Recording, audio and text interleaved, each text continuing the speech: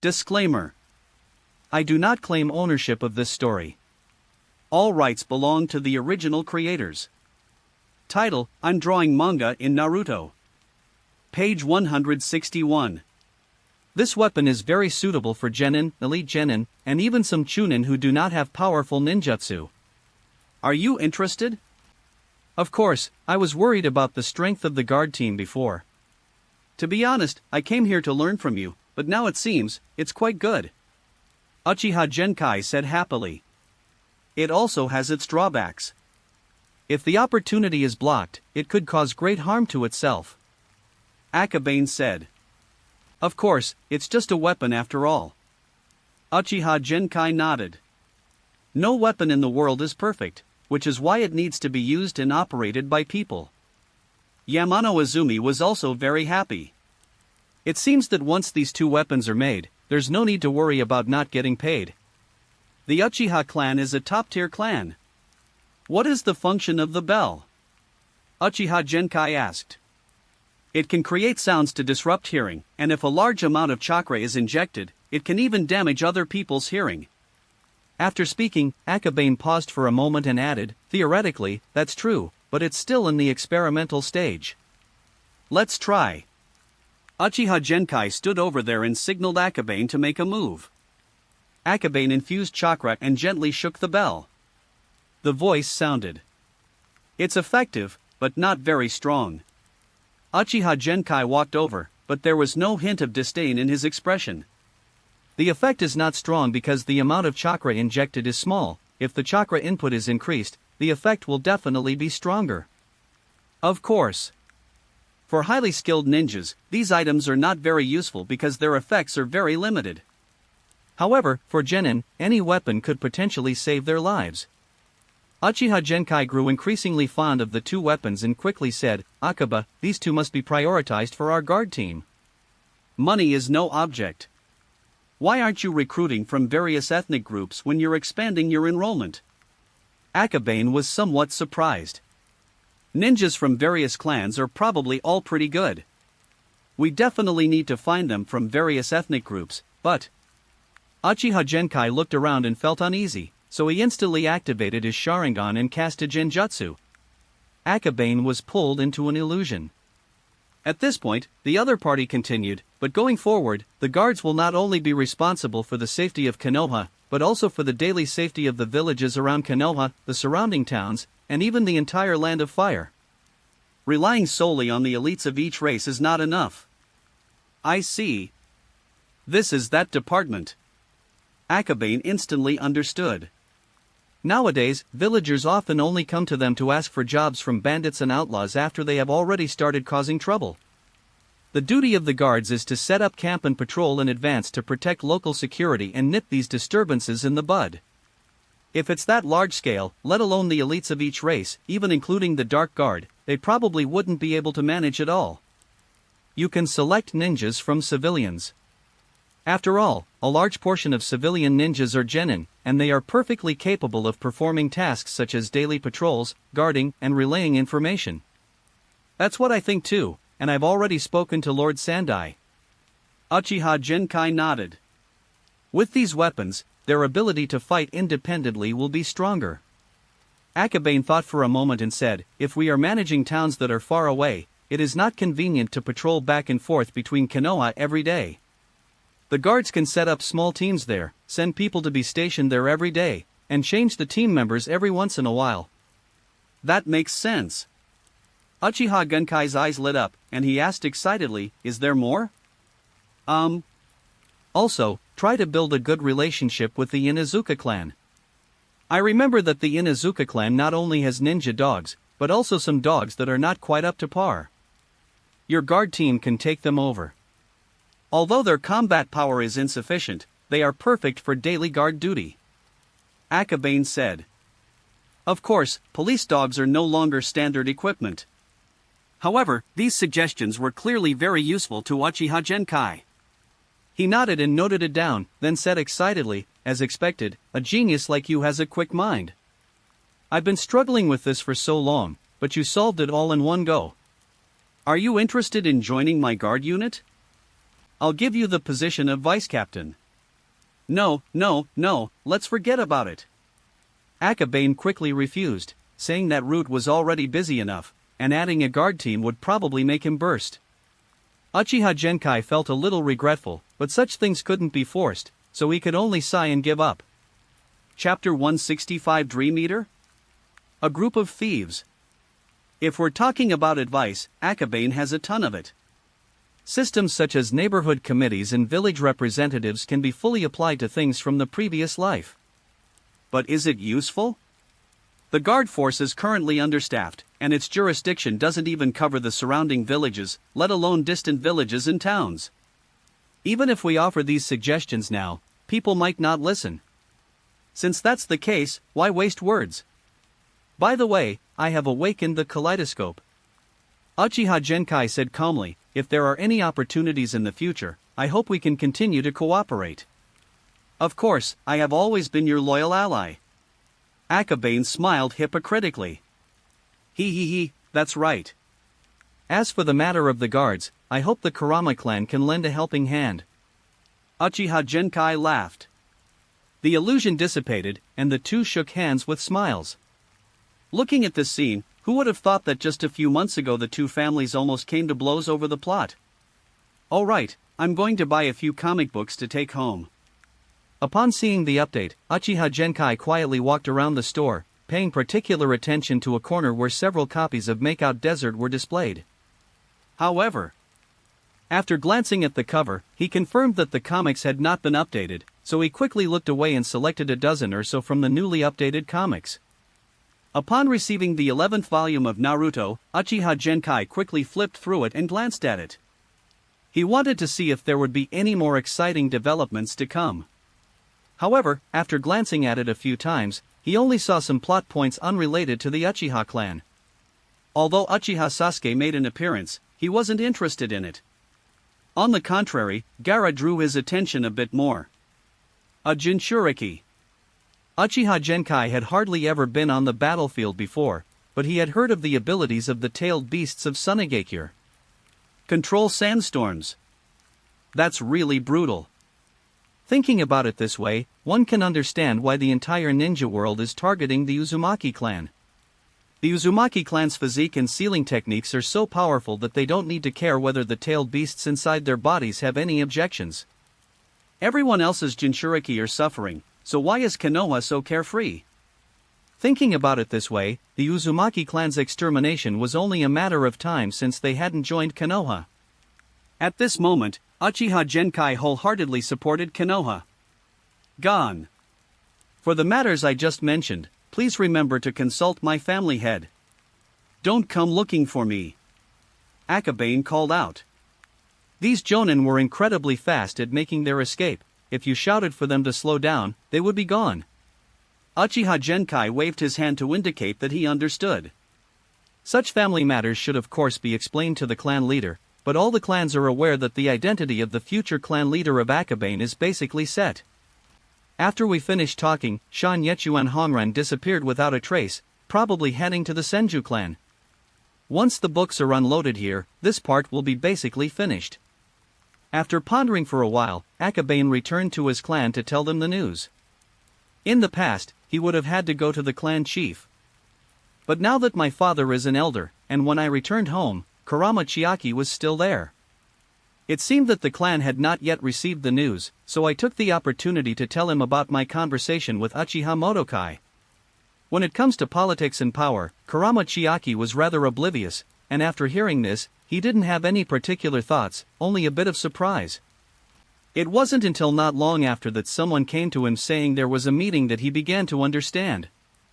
This is quite serious. Kurama Chiaki hurriedly left, while Akabane ate a few bites of food along the way. He usually takes a nap after lunch. However, he has only just mastered the super strength technique. In order to ensure that he can kill a speed-type ninja with one blow in the future, he must master the super strength technique.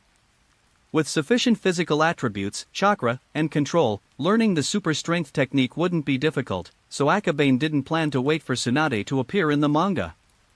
These points can be completely saved. Right next to him was a natural training ground. He plunged into the woods and began to train his superhuman strength with each punch. My newly acquired superhuman strength is definitely no match for Tsunade's. This is a low-end version, and at most, one punch will only leave a small dent. However, after practicing for a while, he gradually found the knack.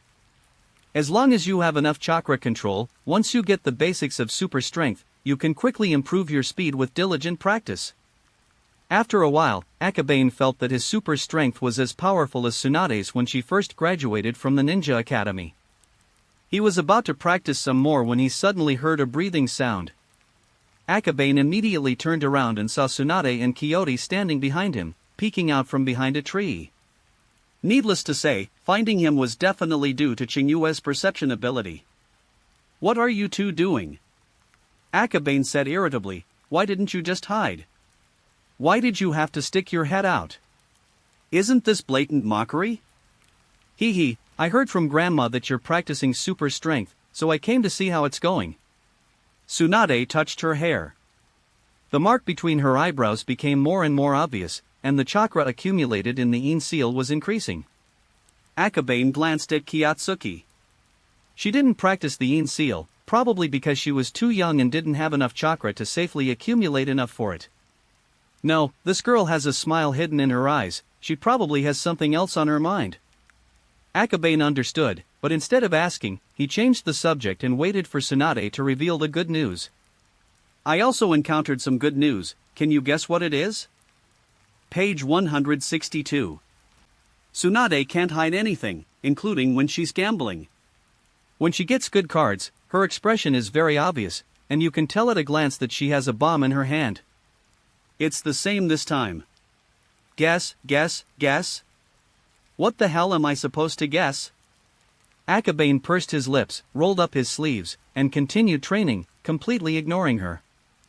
"Ah, I told you, your trick won't work." Qinyue smiled happily. She had said before that Akabane wouldn't listen to her nonsense.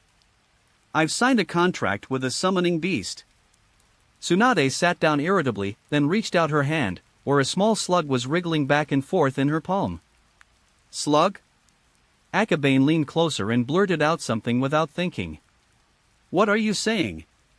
"I am the slug immortal of the wet bone forest." The slug was furious. Although it is indeed a slug, Shikatsu Forest is one of the 3 sacred sites, so how can such a name be used? Sorry. Akabane offered a half-hearted apology, then stared intently at the slug. According to the manga, Shikatsu Forest is different from the other 2 sacred sites. For example, the one Tsunade summoned was actually a part of the slug sage. Therefore, its abilities and consciousness are those of a slug fairy. The difference is that the more chakra Tsunade uses, the larger the slug she summons. This time it was just a demonstration, so Tsunade only used a tiny bit of chakra to summon a slug the size of a fingertip. The slug felt uncomfortable under his gaze and crawled back and forth on Tsunade's hand, avoiding Akabane's stare. "This guy is definitely a pervert," it thought to itself. Akabane couldn't help but ask, "Lord Slug, I'm very curious, what is your clan sage mode like?" The 3 Holy Lands are all inhabited by immortals, but the Slug clan is the only one that has never appeared in immortal form.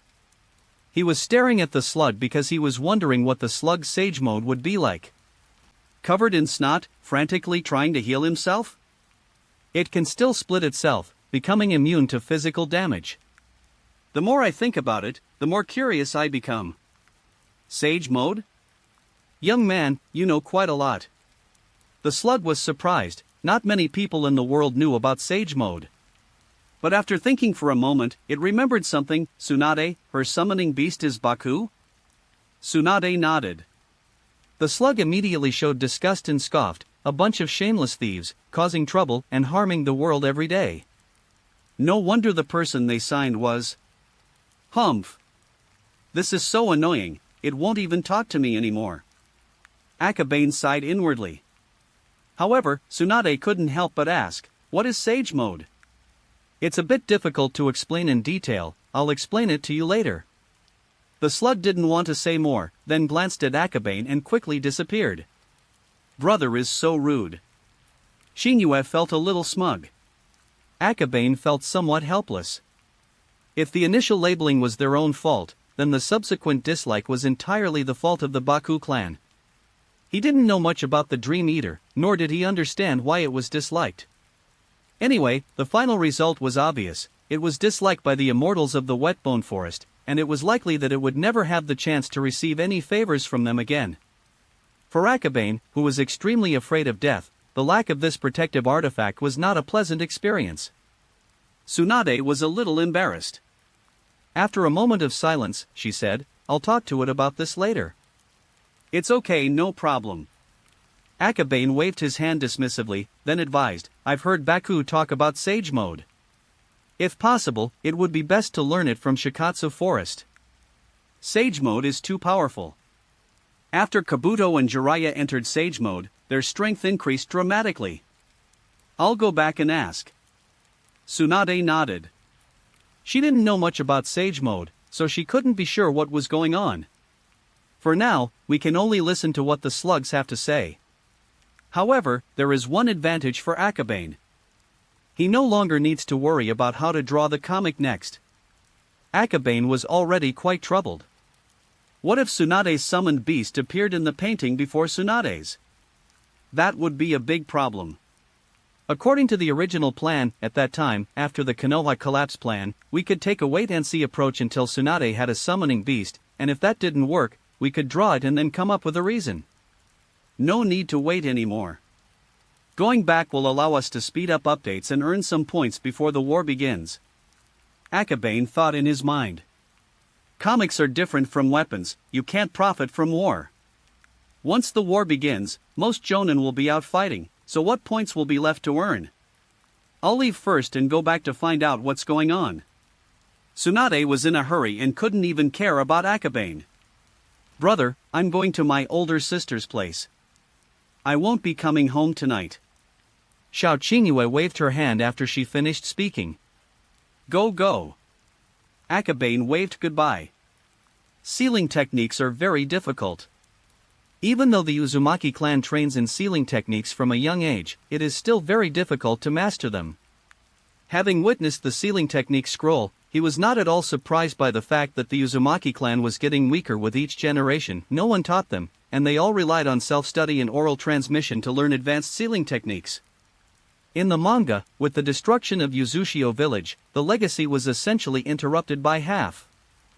Only Kushina Uzumaki came to Konoha and learned a lot of sealing techniques from Mito Uzumaki. Look at the others, what are they? Nagato doesn't know any of his family's sealing techniques. Karen learned quite a lot, but it was related to Orochimaru, not the Uzumaki clan. Chapter 166 Illusory Arcade Fighting Game. Lord Slug, why is the Dream Eater called the Thief? Back home, Tsunade summoned her slug clone. They will create dreams that buzz in your dreams every day, and they will also steal your mental energy along the way. The slug clone kept complaining, clearly hating the group of dream-eating beasts. Although they're not very harmful, they're very annoying. Tsunade thought for a moment. If she were harassed like this every day, she would definitely be so angry that she would want to hit someone. Then let's use Sage Mode. When Tsunade returned home, she asked Mito Uzumaki for some information and learned what Sage Mode meant. Absorbing natural energy and then condensing Sage Chakra, it sounds incredibly powerful no matter how you look at it. The slug was silent for a moment, then said, "Our lineage of Wetbone Forest does indeed have an immortal mode, but the requirements and difficulty of cultivation are extremely high. Given your situation, it is simply impossible for you to cultivate our clan's immortal mode." Tsunade couldn't help but feel a little disappointed. "I came to ask with great enthusiasm, only to find that the conditions weren't met. It's so frustrating." She remained silent for a long time before asking, "Has anyone in the Wetbone Forest ever completed the Sage Mode training before? Where did you get your scroll?" That's what the slug said. "Mine is of course, Grandpa." Tsunade paused for a moment, then sighed with some distress. If only someone like Hashirama Senju could cultivate the Sage Mode of Shikatsu Forest, then she really isn't qualified to cultivate it. After thinking for a long time, she finally gritted her teeth and kowtowed, saying, "Lord Slug, I still want to learn. In your current state, you are simply no match for the corrosive energy of the Wetbone Forest." If you want to learn, you must first strengthen your physical body and improve your recovery speed. I see. Tsunade made up her mind to improve her physical abilities. As for how to improve, she has no ideas at the moment. I'll go back and ask Akabane. That guy's got a lot of tricks up his sleeve. She had made up her mind, and her mood was no longer as heavy as before. She even felt a little bit of anticipation. However, even if you tell Akabane about this, there's nothing he can do. Was Hashirama Senju's body even human? That's a standard immortal body, the kind without any compromises. Although Tsunade is also a member of the Senju clan, unfortunately neither she nor Tobarama Senju possessed the complete characteristics of a Sage Mode body. At most, their vitality, chakra, and physical strength were only slightly stronger than those of normal people. The Slug Sage watched Tsunade leave, then went to rest as usual. Young master, is there anything I can do for you? Kurama Unro saw Akabane and immediately came over to ask. Normally, Akabane would not return after leaving at noon. Let's see how much we've drawn here, and draw a chapter or two together. He had barely finished speaking when he noticed Kurama Unro's startled expression. Akabane fell silent. I don't know why my image in other people's eyes has become so terrible that even coming back to try to draw has become a terrifying and abnormal thing. Never mind, I'll update first. Because I've been busy with the Uchiha clan, this update for Yamano Izumi Hiroshi is only for Naruto. Now I need to focus on drawing One Piece. That was at least the plan, but in reality, not long after Akabane sat down, a figure arrived with a sword in hand. Covered in sweat, with 2 short blades at his waist and 3 knives in his hand. Boss, call out Akabane and let him fight me for 300 rounds. Tsukumo slammed the knife on the table, appearing extremely excited. What's going on? Page 163. Hearing a voice so different from usual, Akabane was completely bewildered. He peeked outside and saw 3 knives on the table. Terrified, he immediately ducked back into the room. Tsukumo's expression was clearly off. He looked much more excited than usual. This situation suggests either drinking counterfeit alcohol or taking drugs. Akabane quickly waved his hand. Kurama Yunlang was taken aback for a moment, then said, "My young master is not here." Not here? No problem, just summon your shadow clone. Shua Mao said loudly. This thing is abnormal. Akabane huddled inside and glanced at the shadow clone. Why are you looking at me? I'm a professional artist. The shadow clone rolled its eyes. It wanted him to paint, but it also wanted him to go out and fight to his death. How could it be so easy? Sorry, bro, then we'll have to find another one. Without a word, Akabane ended the shadow clone and then created a new one. Shadow clone number 2 appeared, glared coldly at Akabane, then stood up and walked out the door. As I got closer, I could indeed smell alcohol on Tsukumo. He drank alcohol. The shadow clone glanced at the 3 swords and asked, "Why did you bring these swords?" I heard from father that you went into the library to study the 3-sword style. You must want to practice swordsmanship, right? Tsukumo's eyes lit up, and he threw over 3 practice swords. The shadow clone took it. He didn't know how to explain it, nor could he explain it, because the moment he got the knife, Tsukumo had already swung it at him. The blade moved with lightning speed. Akabane's clone didn't have time to think. It quickly swung 3 swords, parrying 2 of the swords to block the opponent's double swords, and then swung the 3rd sword to attack. However, when Tsukumo used 1 sword to block 2 swords, while using his other sword to parry a 3rd. With a whoosh, the blade that had been bitten was knocked away. It has nothing to do with the clones, it's simply that the main body's teeth aren't good enough. Although it knows the usage and techniques of the 3-sword style, its teeth simply can't grip the hilt. How much time does Zoro spend training his bite force? If the bite force is insufficient, the 3rd sword in the 3-sword style is just a piece of waste paper. Akabane simply didn't bother with his sword, and used his twin blades to barely defend against Tsukumo's attacks. Too fast. The shadow clones slashed one after another, making it extremely difficult for the enemy to maintain their balance. Inside the house, Akabane watched the battle from the shadows and couldn't help but click his tongue in amazement. Shuo Mao's state was terrifying. He attacked like a madman, as fast as lightning, yet he controlled it perfectly, without the slightest chaos. Who gave Tsukumo fake alcohol? Isn't this a scam? Akabane silently complained to himself. Meanwhile, he observed the outside world from inside the lounge, searching for any possible hidden figures. Not long after, Akabane found Kazami Hatake. What a disgrace to your son! Without a doubt, he was the culprit who forced people to drink alcohol. However, judging from Kazami Hatake's expression, he was clearly quite surprised and never expected that Akabane would actually know swordsmanship. Immediately, he frowned slightly. The control of force and speed is terrible, it doesn't look like someone wielding a knife at all. His comprehension is excellent. Kazami Hatake sighed slightly, but was relatively satisfied. Tsukumo's twin swords are now fully developed. Of course, this only applies to the current situation. Akabane took a detour from inside the house to the woods, and said with a pained expression, "Uncle Kazami, if you want Tsukumo to practice his swordsmanship, why don't you just fight him yourself? It's different. He's bound by his own limitations when he fights me." After a moment of contemplation, Kazami Hatake said, "Actually, I didn't expect you to have learned swordsmanship. I was thinking you could let him practice using the virtual game. In that mental state, illusions may not be able to work accurately unless I use my bloodline limit." Akabane explained without saying a word. Genjutsu is a type of ninjutsu that targets the mind. The opponent's mind is not in a normal state, so using the technique may have a distorted effect, but using the bloodline limit will cause considerable damage. There is absolutely no need to use such methods unless absolutely necessary. Tsukumo's level of consciousness is always a bit off, do you know why? Kazami Hatake skipped over the issue of illusion.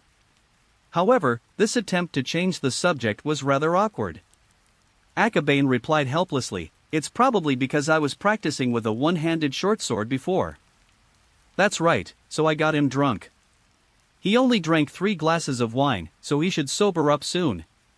Kazami Hatake nodded. "I'll leave the rest to you. Write down Tsukumo's current state, and then use the illusion method to make him fight you after he wakes up." Akabane was slightly taken aback, then had to give a thumbs up. "You are truly a genius." Intoxicated state and sober state. This is quite an interesting duel. Some people fight incredibly hard after drinking fake alcohol. As things stand, once Tsukumo is more sober, he really can't beat his awakened self. He also came up with another idea. "I've learned the 3-sword style, if I can't use it perfectly in reality, surely I can do it in the illusion?" In the illusion, there are no limits to speed or bite force.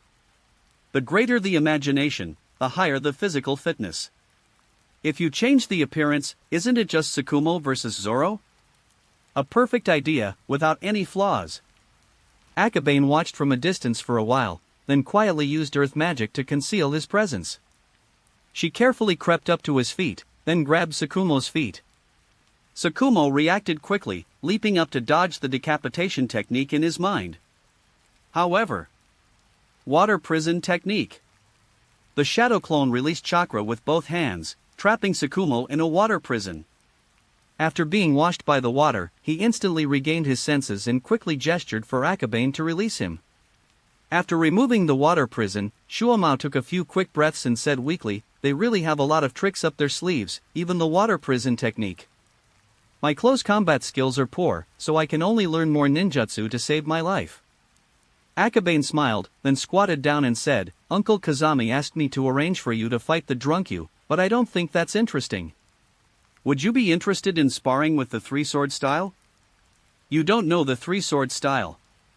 Tsukumo curled his lip. What kind of 3-sword style was Akabane? His mouth was weak, his hands were unsteady, and his speed was slow. He was a disgrace to swordsmen. "Roranoa Zaro, interested?" Akabane smiled.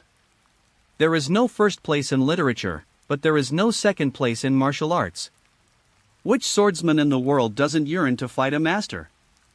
Tsukumo's eyes lit up, but then he sighed and said, "After all, it's just a fictional character, how can we take it seriously? The illusion can be realized. After Akabane finished speaking, he formed a hand seal, and soon Tsukumo was pulled into the illusion. My consciousness returned. Tsukumo looked around, it was still the same street in front of the comic book shop. A strange yet familiar figure, wearing a green headscarf and with 3 katana at his waist, walked step by step from the street. Tsukumo Hatake vs Roronoa Zoro. A row of large characters flashed by, and Tsukumo realized that the person on the street was none other than Zoro, the pirate hunter from the manga. 3, 2, 1. As the countdown began, Tsukumo gripped his twin swords tightly, his heart pounding with tension. If this is an illusion, then will the opponent, just like in the comics, actually possess the 3-sword style? Ready to go. No sooner had the words left his mouth than a green shadow rushed over, wielding knives in both hands and holding another knife in his mouth, exuding an imposing aura. Come on! Tsukumo excitedly gripped his 2 short swords and charged towards Zoro instead of retreating. Chapter 167. This is hardly worthy of being called dual sword style? Both of them were very fast, and in no time. There was a local sound. Tsukumo blocked the first attack of the 2 swords with a single sword, and then he noticed that the opponent's 3rd sword was slashing horizontally. The true 3-sword style is fast and ruthless, as if a 3rd hand has grown out of the body. Shoamao's expression changed slightly. He quickly took 2 steps back and then used his left hand to parry with his sword. However, while he could take care of the upper body, he couldn't take care of the lower body. The 2 swords below were equally agile, slashing one after another. Although the short sword of Tsukumo was agile, it paled in comparison to the 3 swords. What is that blue bar? Shoamao stared at the top of the other person's head, where there was a blue stripe. What do you mean? However, reality didn't allow him much time to think. Dealing with the 3 knife attacks alone was already extremely difficult. Zoro's 3 sword strikes are completely different from Akabane's. Although the sword paths are the same, the speed, power, and precision are dozens of times higher. Shoamao is only 12 or 13 years old, and his physical condition has not yet reached its peak. After exchanging blows for more than 10 rounds, his arm was already numb. At this moment, the blue bar is full. Ghost Slayer. Zoro let out a loud shout, and then his twin swords flashed. In the blink of an eye, the figure was right in front of them. Page 164. Tsukumo had a strong instinct and quickly dodged to the side, but his opponent was too fast, and the next second he immediately felt himself being slashed 3 times. 2 stab wounds crossed his chest, and another stab wound to his throat. In a daze, he found himself back in reality.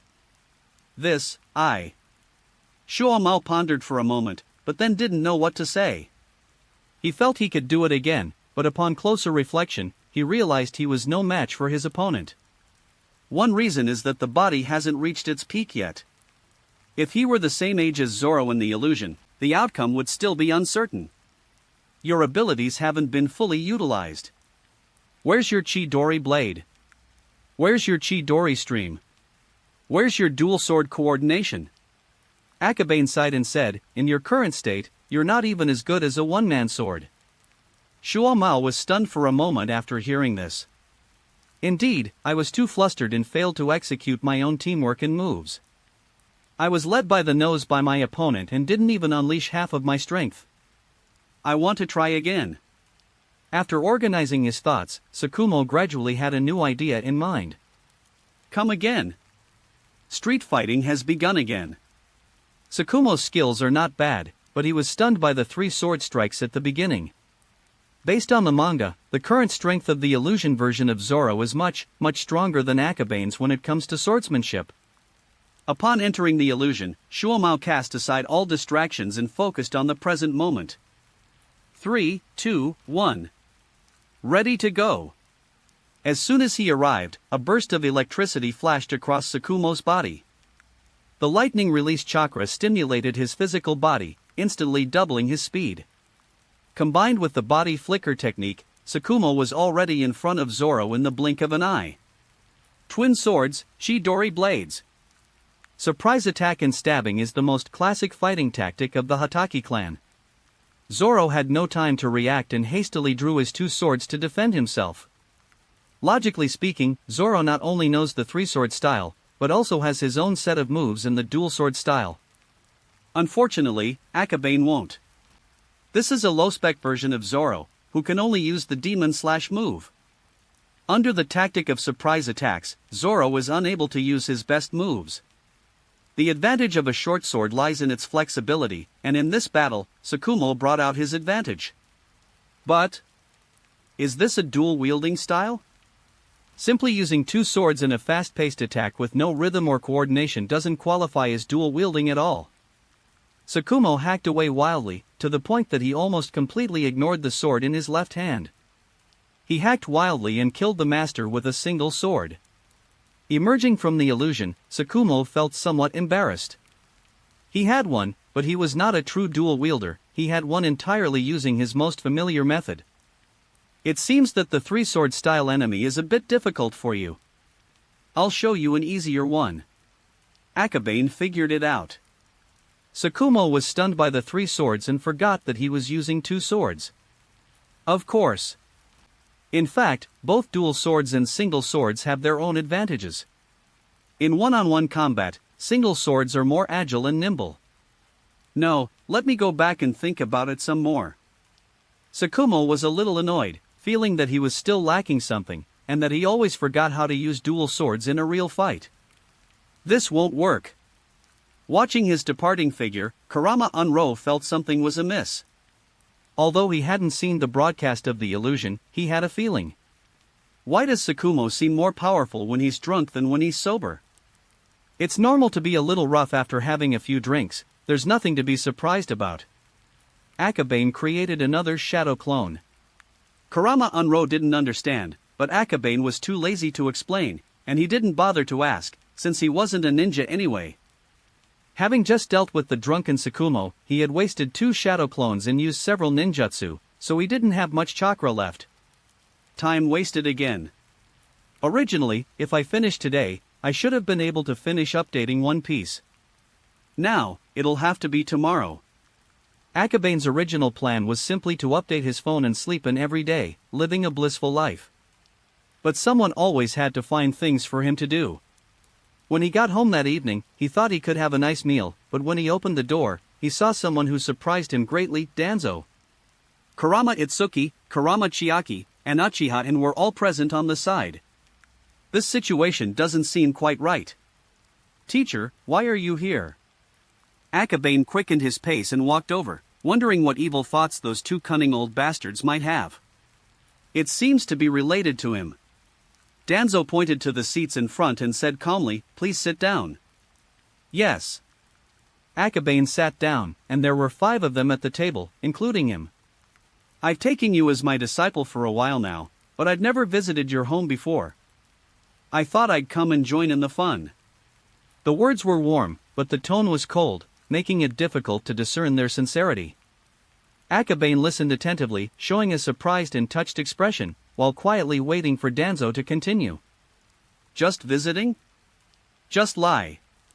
Danzo is extremely busy right now.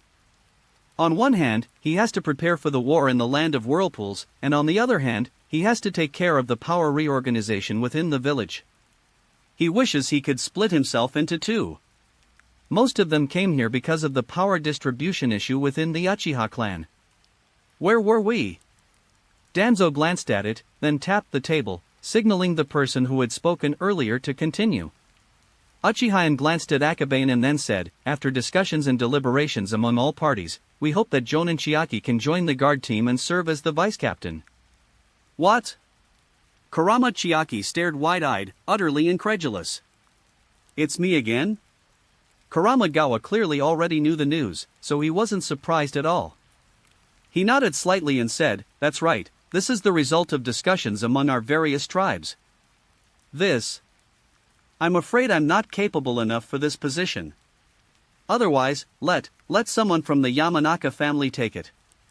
They would be more suitable for this role." In front of Danzo and the clan head, Kurama Chiaki stammered. In his opinion, the Yamanaka clan possesses various secret techniques and can also probe the memories in the other person's mind, which can complement the Uchiha strengths, making them the most suitable candidate for the vice-captain position. Who would have thought that it would suddenly fall on his head? Danzo waved his hand and said calmly, "Don't rush, continue." Yes.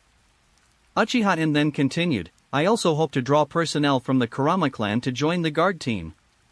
Everyone is contributing to the village, and we have an unshirkable responsibility to do so." Kurama-Go immediately said, "Very well, now I'll talk about something else." Danzo slammed his hand on the table, and everyone fell silent. Then, he looked at Akabane. Starting today, the Umbu Training Department will be reorganized into the Ninja Reserve Department, complementing the Ninja Academy. In addition, the Research Institute will also be under the jurisdiction of the Ninja Reserve Department. Sigh. Akabane couldn't help but gasp. This wasn't what they had agreed on.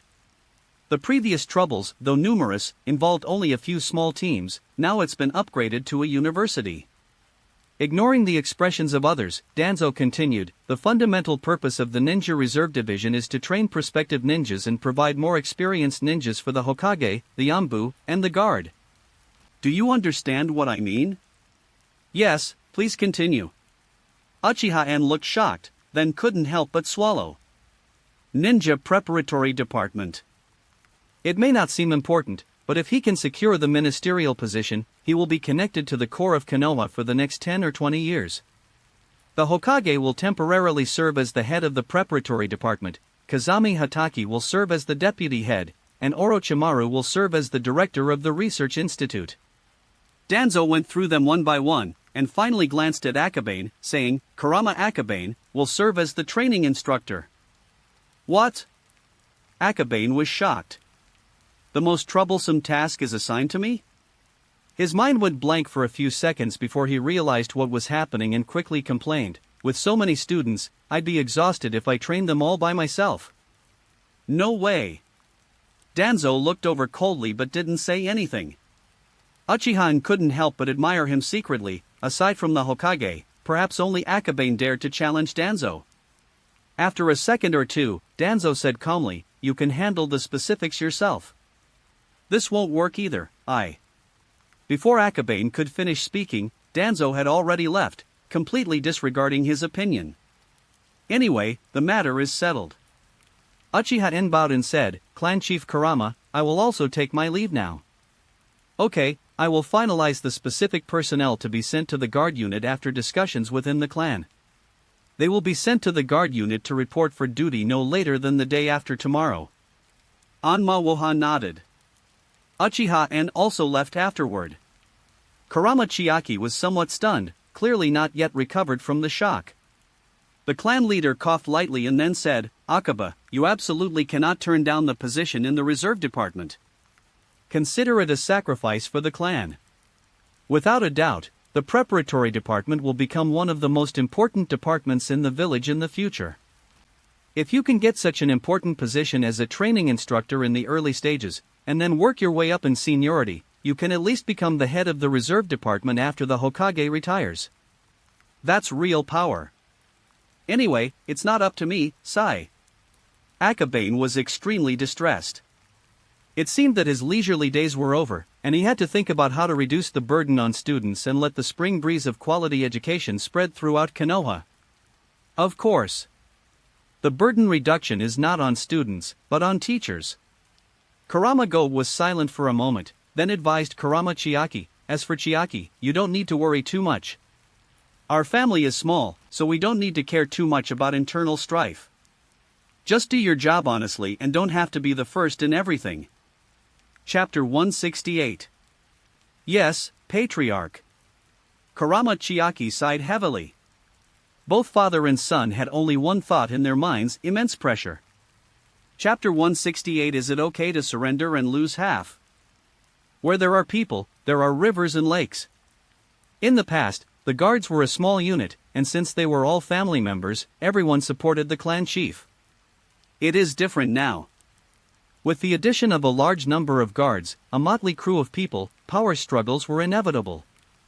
For Kurama Chiaki, as long as he stays put and doesn't act recklessly, he'll at most lose his vice-captain position, which is no big deal. Akabane will have a harder time. From the very beginning, it was Danzo who spoke, along with several high-ranking officials. The only ones doing the work were him and Orochimaru.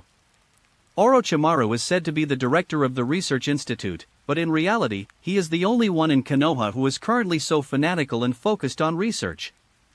Orochimaru didn't care about any of that. He couldn't be bothered to have subordinates or not, he just wanted to do his experiments as he pleased. Oh, right, I also need to help Orochimaru with his research. Akabane couldn't sleep all night. He seemed listless and weak when he walked down the street. After thinking about it all night, I still have to go and recruit men. Otherwise, I'll go bald and still not achieve anything by relying on myself. Besides, I'm just a ninja trainee who graduated more than half a year ago. Why should I have to endure pain that I shouldn't have at my age? Young master, today. I'm staking out the location today, don't worry about me. Akabane sent his clone into the room to paint, while his real body sat at the door, watching the ninjas pass by. There are quite a few ninjas in Konoha who buy manga. If you wait here, you might be able to catch a few ninjas who are good enough to be your teachers. Kurama Unro didn't understand what Akabane was up to.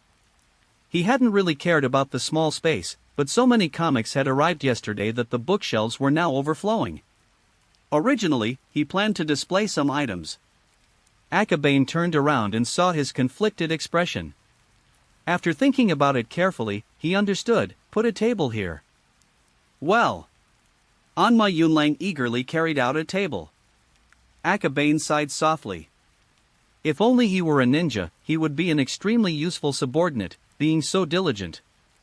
A small stall was set up. It was still early, and most people were still doing their morning classes and didn't have time to come and buy comics. Akabane sat for a while, then got up to buy breakfast. When he returned, there were already more people in front of the shop.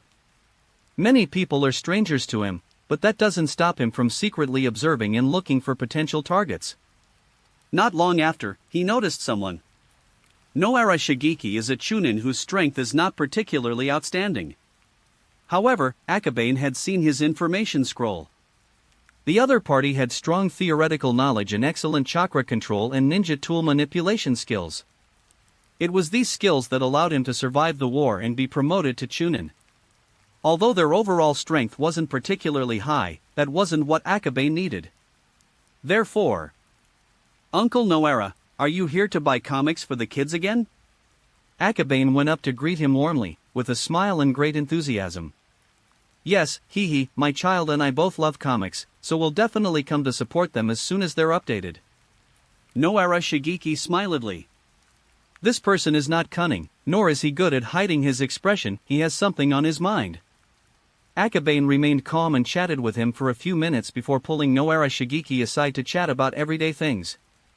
The two were more than 10 years apart in age, but they had a very pleasant conversation. A dozen minutes later, Noara Shigeki revealed his innermost thoughts.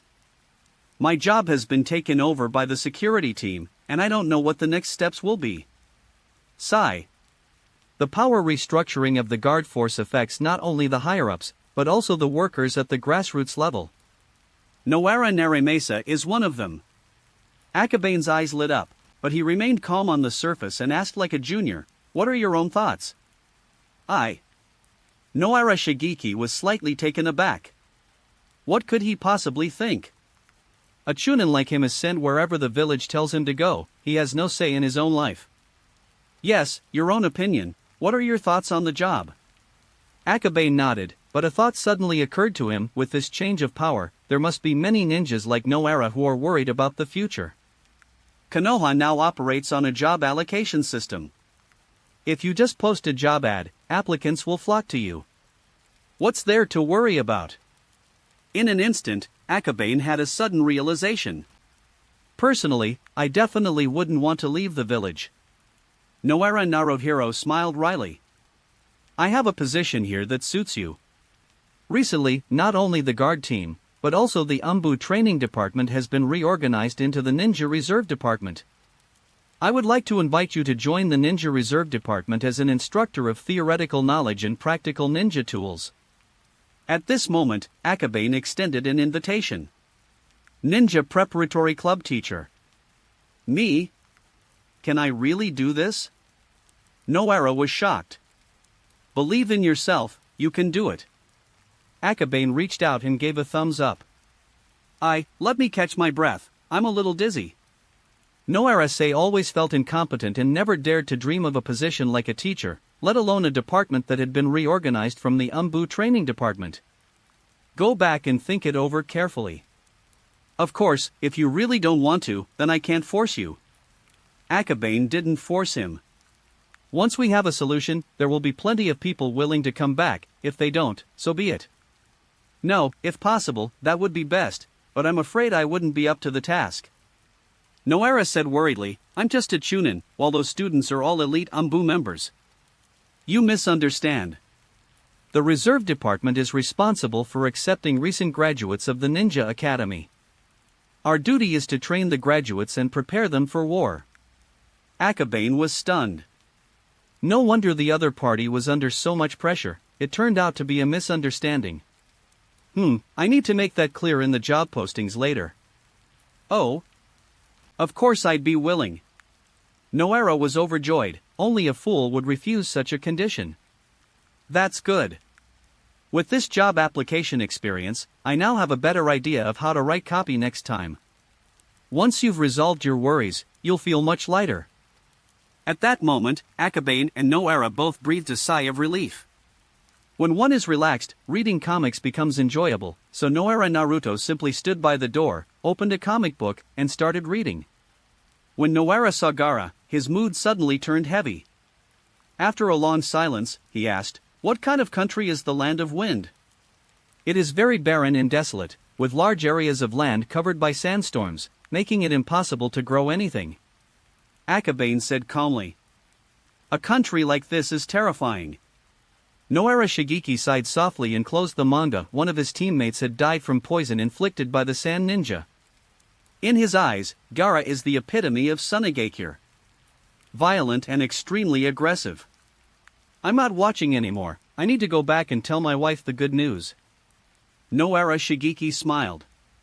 However, he got up but then stopped, and went back to Kurama on Row to buy the complete set of Naruto manga. Young master, do not care. Akabane shook his head. Noara Nero walked not towards home, but towards the memorial. These chunin, who came from the battlefield, had all experienced life and death. Although their strength was average or they were somewhat afraid of death, when a real war came, they would definitely go to the front line without hesitation. I'm going back to sleep. If you need anything, contact my clone. With his worries resolved, Akabane's laziness returned, especially since he hadn't slept well last night. All he wanted to do now was yawn. Well, I'm afraid you won't be able to leave. Kurama Yunlang saw a group of people not far away and sensed something was wrong.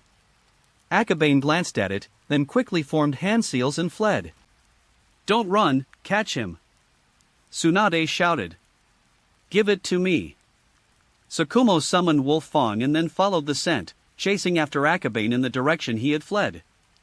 Behind them were Yoru, Shinosuke, and Jiraiya. This group's purpose was obvious, they came for the illusion game. With so many people at once, not to mention catching up on sleep, we also have to expend a lot of energy creating illusions for them. Most importantly, I don't even get any benefit from it. What's the point of this? But run. Akabane sensed several auras and felt despair. Among those in the same cohort, who can outrun Shuamao? Not to mention Shinosuke, whose earth escape techniques are far superior to his own. He stopped and voluntarily crawled out of the ground. Gentlemen, how about we surrender and lose half? Tsukumo was stunned, not understanding what he meant. The others hadn't arrived yet, but after a while, Shinosuke popped out of the ground and leaned over to ask, What do you mean by losing half? Page 166. Everyone was moving at about the same speed, and in no time all 5 of them arrived. Ahem, all 5 of you want to play? Akabane looked at the 5 people. Tsukumo, Yoru, and Shinosuke nodded, while Jiraiya and Tsunade asked, bewildered, What are you talking about? It's nothing, it's not important. Akabane paused for a moment, then quickly changed his mind. No, I think something interesting is going on. Tsukumo, what's going on? Jiraiya asked with great interest. What are you doing here? Shuomao was very strange. He thought these two also knew about street fighting, which is why he joined them on the way here. After all that, it turns out neither of them knew anything. I need to ask Akabane something. Tsunade said. Yeah, me too, but I want to play now. Jiraiya wanted them all. Akabane glared at him. There's no such thing as a free lunch. He looked around and said, I'm quite tired today, so I can only use the illusion on 2 people. You can decide for yourselves who comes and who doesn't. 2 people? Shinosuke suddenly understood, this is what it means to surrender and lose half the battle. Well, as for Tsunade, let's talk about your problem first. Akabane wanted to resolve everything at once to avoid being bothered again after waking up from his afternoon nap. What are some ways to improve physical fitness? Tsunade asked. Improve physical fitness? Everyone was stunned for a moment, their faces filled with horror. With your physique, you still want to improve? Akabane pondered for a moment and guessed the reason. He didn't say it out loud, but thought for a while and said, the power of the human body is very complex. I don't know much about this either. Orochimaru has been researching that thing recently. Maybe you can ask him. Orochimaru? Okay, I'll go find him. Tsunade was in a hurry to find someone. Orochimaru probably won't leave the lab for a while, so Tsunade won't be able to find him anywhere. Therefore, Akabane immediately stopped her and said, Orochimaru's current laboratory is located in the Umbu. Where are you going to find it? Could you take me there later? Tsunade hesitated for a moment before asking. Whatever you need Orochimaru for, I can handle it myself. Jiraiya eagerly approached, but clearly found himself being rebuffed. Well, okay, I'll send a clone later. Akabane couldn't refuse, so he could only come up with a solution that would benefit everyone. So Tsunade sat down under a tree by the roadside. Chapter 169 9 Mountains and 8 Seas, without me, there is no end. We don't really have any opponents we want to fight, so let Tsukumo and Yoro go first this time. After some discussion and a little back and forth, the 4 of them reached a consensus on who would take the lead in this round. Shoumao and Yi Wu approached, their faces full of anticipation. Who do you 2 want to fight? Akabane decided to have everyone sit down in the woods to avoid them standing there dumbfounded and blocking the way when they entered the illusion later. Zoro. Mito Stream. Ghost Slayer. Night Dance called out urgently, while gesturing with her hands. Akabane and Tsukumo squinted, speechless. You must be an idiot. Ah, Night Dance, you've really... Jiraiya burst into laughter, and even Tsunade and Shinosuke couldn't help but chuckle. It seems this guy is a huge fan of Zoro from the manga, but the way he shouts and swings his sword at the same time is just too childish. Yi Wu's face flushed red, and she glared at them a few times without saying a word. What's wrong with being a Chunibyu, a person with delusions of grandeur? When he was reading the manga, he thought Zoro was very cool, especially since he was a master swordsman like himself. He thought, why not fight him? Everyone has a youthful phase, so please don't treat this like this, give them some face. As soon as Akabane spoke, the entire room fell silent. Yi Wu glared at him even more resentfully. You're the one laughing the loudest among the group. Do you have the right to say that? Stop dawdling, open it. He angrily changed the subject. If he kept laughing, it would be noon, let alone go back to eat and cultivate. Unlike Akabane, Yoro and Tsukumo usually take a long nap at noon. After morning classes, take a short break. In the afternoon, I have to practice swordsmanship and train my physical fitness. Especially after becoming a disciple of Kazami Hatake, my night dances become even busier. All right. Akabane formed hand seals. Since they're so excited, let's add some spice to their day, like a 3000 worlds? He doesn't know the moves, but you don't actually need to know them in an illusion, you just need to create that effect using illusion magic. With their current strength, directly opening up 3000 worlds is indeed excessive. Being constantly harassed is unacceptable, we need to teach them a lesson they won't forget. Let us go in and watch them get beaten up. Jiraiya said with schadenfreude. Based on his understanding of Akabane, he knew that Tsukumo and Yora were definitely going to get beaten up. This guy holds grudges and is very cunning. Row. Akabane pulled everyone into the illusion in one fell swoop. Jiraiya and Shinosuke shared a room, while Tsunade had a private room.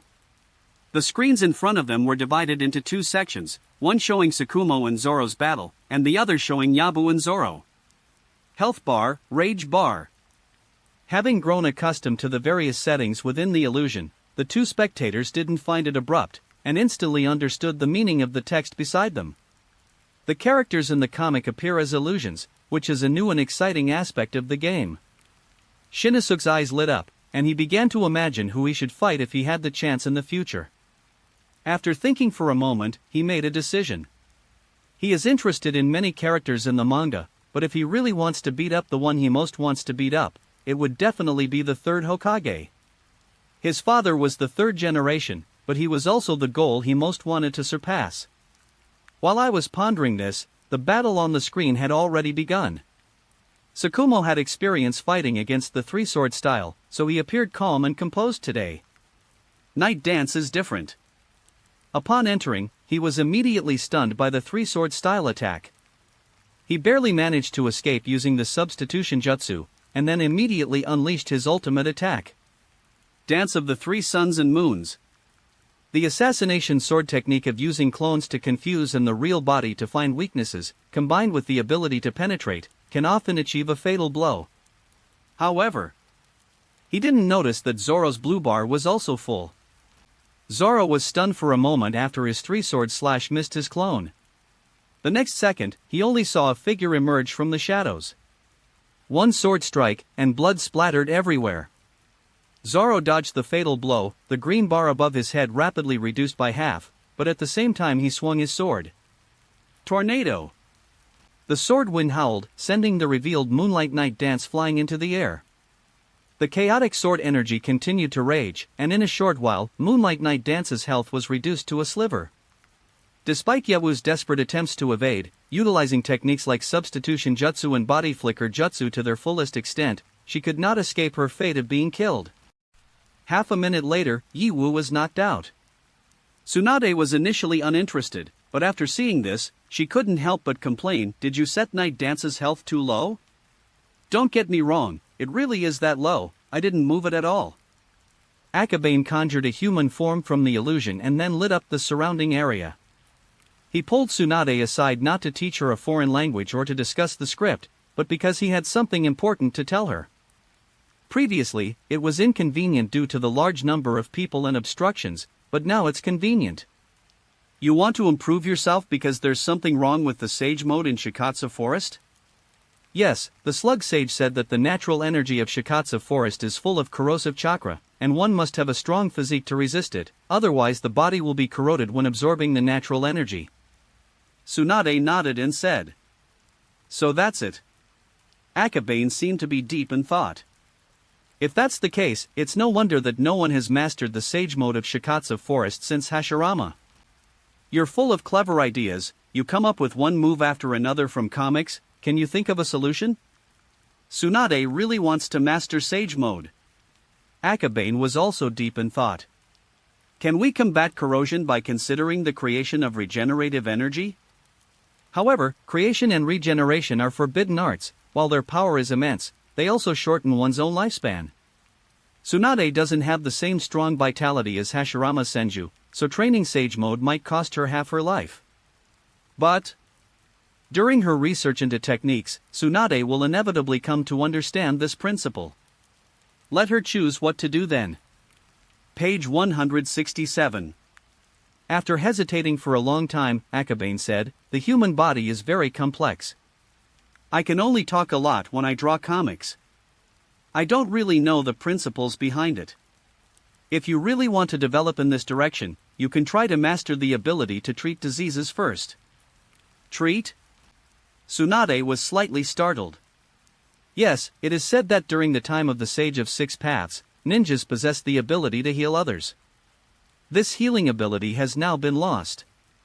If you can find a healing ninjutsu, perhaps you can find a way. Creation regeneration is a forbidden technique in medical ninjutsu. To develop it, one must first master medical ninjutsu. Once Tsunade reaches the level of developing creation regeneration, she will naturally consider whether or not to research Sage Mode. Tsunade fell into deep thought. The ability to heal.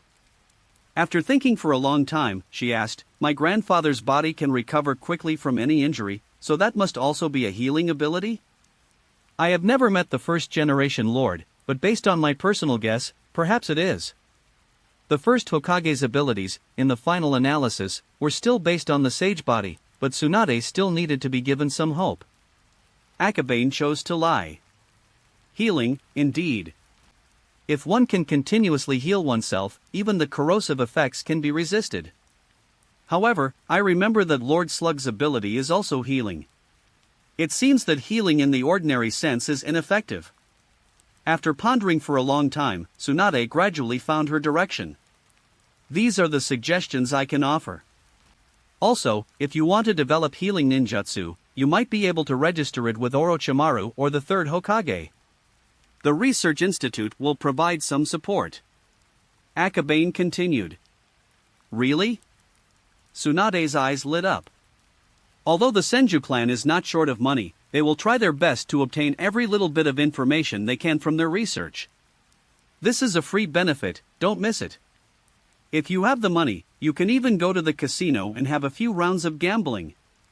Yes, once we have medical ninjutsu, our village's strength will increase significantly, and you will definitely be able to apply for a large amount of assistance. Akabane nodded, but then added, however, you need to have a complete idea or concept to convince the third Hokage to give you funding. Otherwise, if you could apply for funding just by having an idea, the village would go bankrupt. I understand. Tsunade nodded and began to ponder the issue of medical ninjutsu. At this moment, Akabane's illusion had disappeared. Because on the screen, the battle between Tsukumo and Zoro was nearing its end. Zoro's health bar is down to a quarter. Compared to yesterday, Tsukumo's dual swords were much more natural, and the coordination of his dual swordsmanship was also on display. In addition, with ninjutsu such as Chidori Blade and Chidori Stream, even though Zoro knew the three-sword style, Zoro, who only had partial abilities, was obviously unable to cope with these attacks. Night Dance, you're terrible. You were eliminated in half a minute.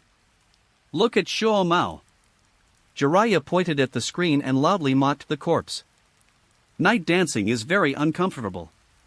How could he know that his opponent could dodge the crucial sword strike? Moreover, he was only thinking about the demon slash and never expected such a sword technique. Something's not right. Night Dancer's mana bar is full and she immediately unleashed a tornado, while Tsukumo hasn't used a single sword technique yet. Shinosuke sensed something was amiss. Hey, that makes sense, he's playing me? Night Dance stood up and leaned closer to look, pointing in surprise at the top of Zoro's head. There are 3 blue dots under the blue bar on his head. The voice just fell. A line of dialogue suddenly popped up on the screen. 9 mountains and 8 seas, without exception I am bound to them, 3,000 worlds. The next second, the entire screen was filled with Zoro's sword-spinning action, his eyes sharp as swords, incredibly cool. What kind of swordsmanship is this? Yiwu swiftly moved in front of the screen, not daring to blink, afraid of missing any exciting moments. Then, a swift slash. A shadow flew by, and the next second, Tsukumo was already on the ground. KO. Huge subtitles popped up, and then the illusion collapsed. Jiraiya was stunned and remained silent for a long time before exclaiming, "What just happened?" It seems, he was taken down in one move. Shinosuke was a little unsure. He hadn't seen the situation clearly at all because Night Dance was blocking part of the view, and besides, that guy was moving too fast. I blocked 2 blows, but the third one slit my throat. Shuomao covered his throat.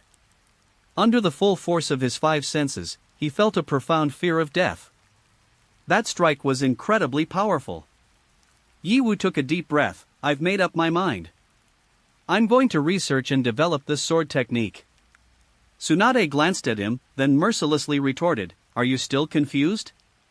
Jiraiya and Shinosuke were also not optimistic about it. With your physique, one knife would be enough for a lifetime, let alone a three-sword style. Actually, in my design, Zoro will not only have 3 sword styles. I'll draw a one-sword style for you to play with later. Akabane patted him on the shoulder to comfort him. His tone was exactly like comforting a child. Damn it, don't underestimate me. I may not know the three-sword technique, but I do have ninjutsu. Night Dance was furious. Alright, I didn't sleep well last night, I'm going back to catch up on my sleep. You guys go do whatever you want, and don't come looking for me for the next few days. We're all minors, so you should know about anti-addiction measures. Akabane patted his pants, they were covered in weeds from where he had sat down, but it didn't matter, he'd wash them when he got back anyway. TCH, I'm lazy, I haven't slept well yet. I'm leaving. With her sword tucked into her belt, Yoro left with Shinosuke. Shinosuke was just there for the fun of it, but Jiraiya wasn't either, and as a result, his opinion was ignored. What brings you back here? Tsunade stared at him. No, I'm fine, I was just joining in the fun. Jiraiya had intended to ask to learn manga techniques, but upon meeting Tsunade's gaze, he instantly backed down. Here you go. Akabane inwardly gave a thumbs up.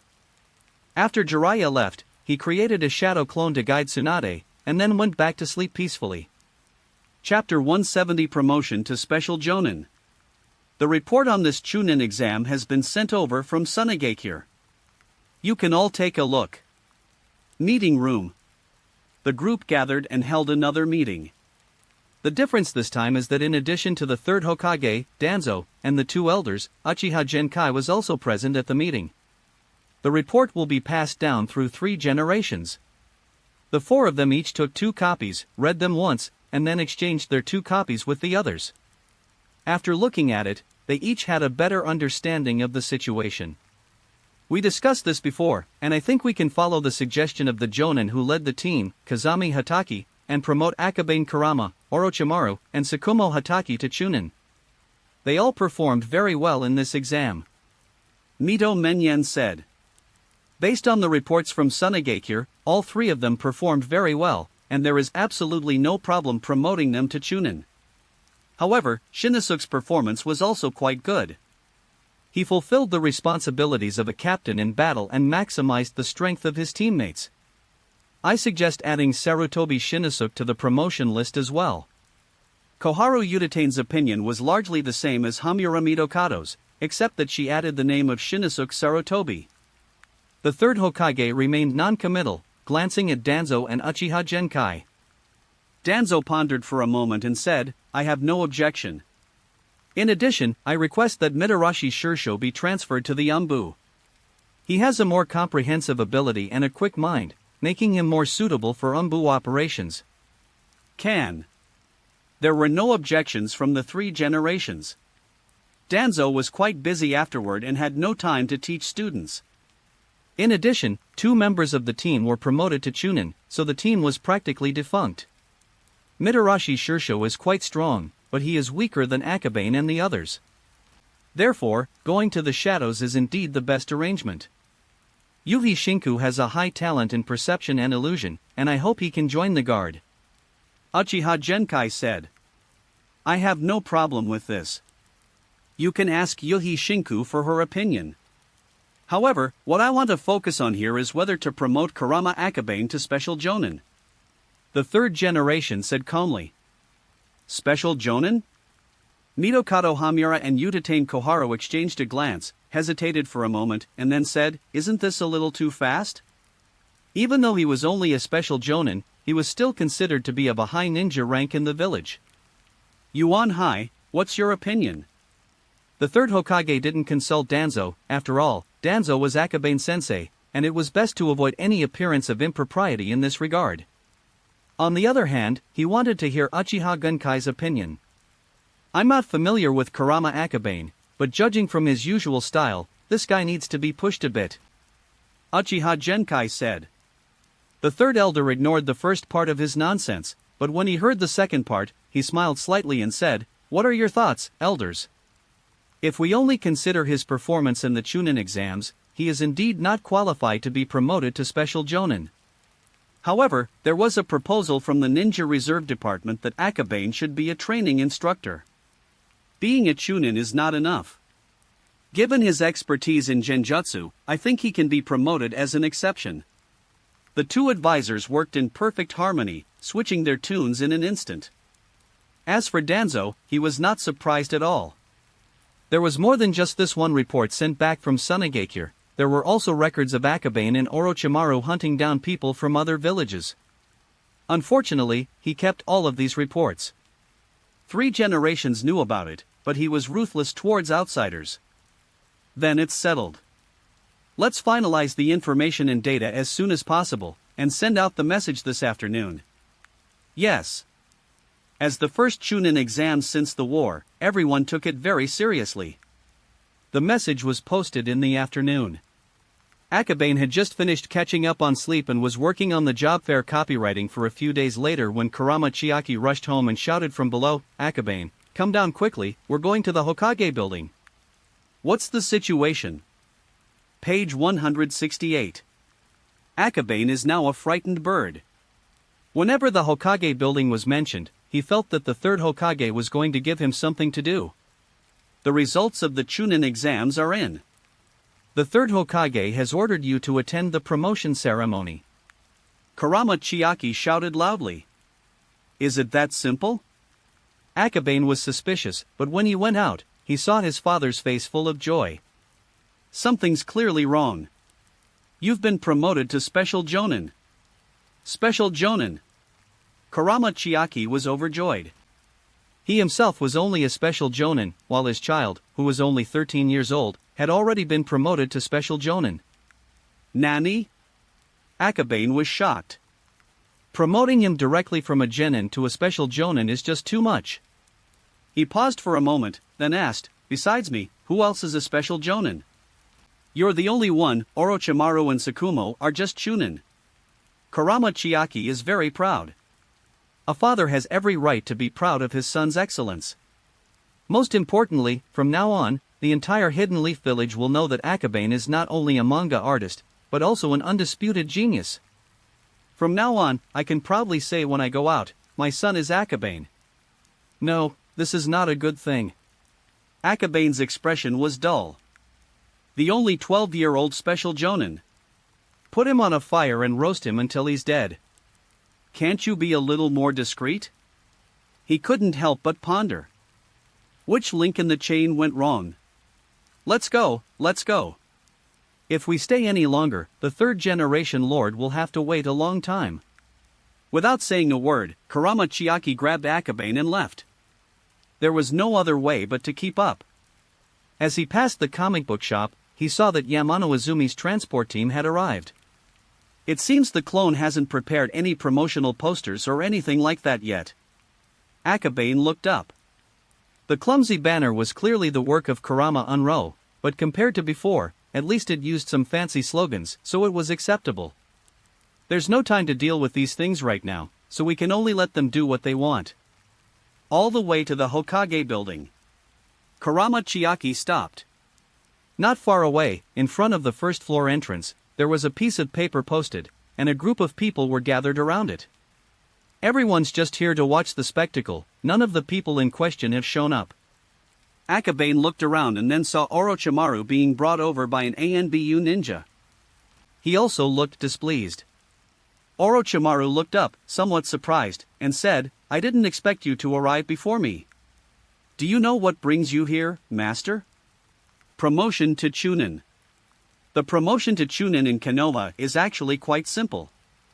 The Hokage just gives them a new set of clothes and headbands, and then gives them a book like the Chunin Code to memorize. That's all. Upon hearing the reason, Orochimaru narrowed his eyes slightly, and the Anbu ninja immediately grabbed him. "Orochimaru, the Chunin promotion is very important, you must be there. I'll have the teacher fill in the gaps later, or I can become a junior ninja. My experiment is very important." Orochimaru's voice was somewhat hoarse. The secret agents held him down tightly, preventing him from escaping. It's clear that Orochimaru has been completely absorbed in cultivating immortality lately, and he probably rarely even leaves the laboratory, which makes his already fair skin even paler. Not long after, Tsukumo arrived. The three of them were silent. "Go in." Kazami Hatake gave a cold look, and no one dared to cause any more trouble. Kurama Chiaki looked on with admiration. The head of the Hatake family still exuded a strong aura, and the three boys dared not resist at all. As the three entered the Hokage building, Tsukumo couldn't help but ask, "Orochimaru, have you not slept for days?" Those dark circles under their eyes were so thick, it looked like they were wearing makeup. Orochimaru tilted his head, pondered for a long time, and then said, "It seems like it's been 3 days, or maybe 4 or 5 days, I can't remember. Being in the lab the whole time, how could I know how much time had passed outside? Why are you working so hard? You need to remember to balance work and rest." Akabane was concerned for Orochimaru, but Orochimaru's hard work made him seem lazy. "Because it's so interesting, you can discover unknown things every day, and find areas you don't understand every day." Orochimaru was very happy. However, his energy and spirit were indeed very poor. Tsukumo could clearly feel that he was nearing his limit, which explained why the Umbu had to drag him over. "If I hadn't brought this out, I'm afraid I would have fainted in the lab. Let's go upstairs, finish this quickly so we can get some rest." Akabane glanced at Orochimaru, then took the lead and went upstairs. This wasn't their first time in the Hokage's office, so there was no need for someone to lead the way. The three of them entered one after the other and saw 3 brand new ninja outfits inside. The third generation was organizing documents when they saw the 3 of them come in, and they were immediately stunned. Orochimaru's mental state. "Lord Third Generation, let's get started quickly. The sooner we finish, the sooner we can get some rest," Akabane reminded. "I'm fine, I'm still in good spirits." Orochimaru didn't think he should rest and looked like he was drunk. The third generation sighed helplessly. He had tried to find out some information about this disciple's recent situation, but he always forgot to check on him further when he got busy, and he didn't even know that the other party hadn't rested for so long. Let's begin. First up is Akabane, the report from Sunagakure. You can take a look. The third generation threw the documents over in an annoyed manner. Akabane picked it up and glanced at it, then felt a little embarrassed. The document details the story of the hot spring ninja. Moreover, many sand ninja corpses were found along the way, and through repeated examination, it was roughly determined that they died from his genjutsu. This is the Sunagakure village's investigation report on Akabane. The third generation took a drag of his cigarette and said, "What do you think?" "My lord, Sunagakure is plotting revenge. Please see the truth." Akabane calmly pushed the documents back. "This information has no reference value whatsoever, the entire document is just speculation and deduction." However, the Sand Village sent it over for no other reason than to annoy them. "Well, let's leave it at that for now. Orochimaru, here's your information." The third generation threw another portion over. "It doesn't mention anything about Orochimaru, or even that he's from Konoha. It only says that someone infiltrated the exam hall and looted ninjutsu from other ninja villages. However, since it was sent to Konoha, it's clear that Sunagakure suspects it was someone from Konoha. Others might not understand, but Danzo and the third Hokage could see through it immediately. This is Orochimaru. Teacher Mingjian." Orochimaru simply didn't bother to explain, and used Akabane's words, only missing the +1 mark. Shuamao remained unmoved, seemingly uninterested in any of this. "Given your performance, I have consulted with the elders and decided to promote Kurama Akabane to Special Jonin, and Orochimaru and Hatake Tsukumo to Chunin." After the 3 generations finished speaking, they handed the clothes on the table to them one by one. Akabane understood. The 2 documents I just presented were merely a warning, the real purpose was to get them to accept their fate and don the ninja uniform. The higher the position, the greater the responsibility. Chapter 171 Research is the primary productive force. The uniforms of Jonin and Chunin are the same, the only difference is in their rank and title. Once you're promoted to Jonin, you can become a team leader. But after the Ninja Reserve Corps is reorganized, will you still need to lead teams? upon closer examination, it seems that they are all pretty much the same to him. Whether he wanted to or not, he was going to take that group of newly graduated genin with him. It didn't seem to make much of a difference. Upon reflection, he suddenly understood why he needed to give this special jonin. The blame still lies with the training instructors. One scheme leads to another, these old foxes, we can't outsmart them. Akabane felt conflicted and could only silently accept the outcome. Do Chunin need to go on missions? Orochimaru's focus is different. He's been busy with research lately and doesn't want to be inexplicably sent out on missions. Since the laboratory moved from the shadows to the open, he has become much more direct in his speech and actions. If you make enough contributions, you don't have to go on missions. The third generation said calmly. He was also very troubled. Of the three, Tsukumo is the most obedient, while the other two have major problems that are difficult to handle. Orochimaru was not known before, but now he is so engrossed in his research that he can't extricate himself and doesn't even sleep anymore. Orochimaru pondered for a moment and asked, does my recent research into the sound ninja equipment from the manga count as a contribution? Of course, as long as you have research results, you can enjoy special privileges. The third generation explained. So, my Mirage of Mist counts too? Akabane's eyes lit up. Page 169. If used properly, the ability of the Mirage of Mist can be extremely useful against the fog concealment, and its contribution can certainly be significant. The three generations paused slightly as they picked up the pipe. This thing really was everywhere, able to sneak in and kick at any gap. He was very reluctant, but he could only nod and say, yes. The third generation was prepared for Akabane to apply for exemption from missions, however. I hope to apply for an assistant to help me with the training work. Akabane said. Assistant? The third generation sat down, pondered for a moment, and then asked, who are you looking for? The dear cry of Nara. Akabane immediately thought of Shikame. Although the boy was a bit lazy, his ability and punctuality were highly commendable, making him the best candidate to be an assistant. Shikame is still a genin, don't hold him back. The third generation said irritably.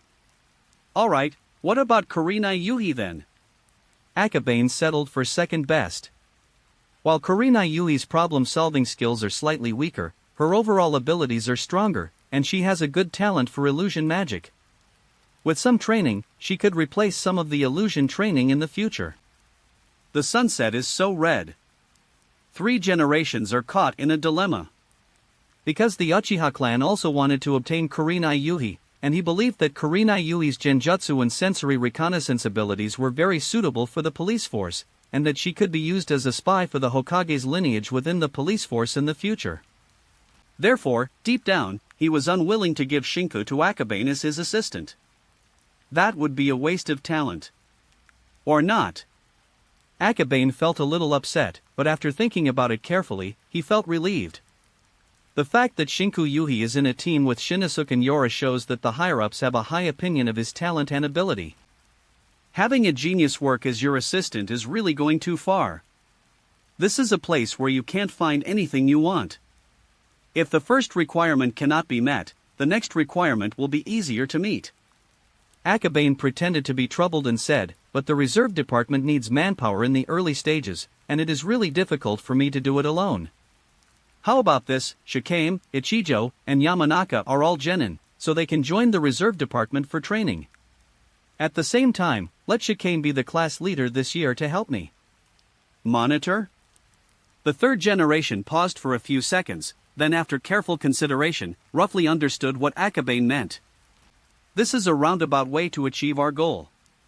Good lad, you've got a lot of tricks up your sleeve. He took a drag of his cigarette, and finally could only nod silently. Okay, I'll leave the matter of the preparatory department to you. It's alright, it's not just me, Orochimaru will also have to contribute. Akabane said with a smile. What? Orochimaru pointed at himself, looking puzzled. What's your relationship with him? Shoamao, with his eyes focused on his nose and his nose focused on his heart, immediately understood what was going on. Akabane is stirring up trouble and shifting blame to lighten his own burden. Of course. It's not so bad to just shift the blame. The key is that when Akabane comes up with something, he always comes up with a series of outrageous ideas that are hard to refuse. We have decided to place the Research Institute under the Preparatory Department, and Orochimaru, you will serve as its director. The third generation explained. Orochimaru was taken aback, not expecting that he still had a post. However, thinking about it, there really aren't many people in Konoha who do research.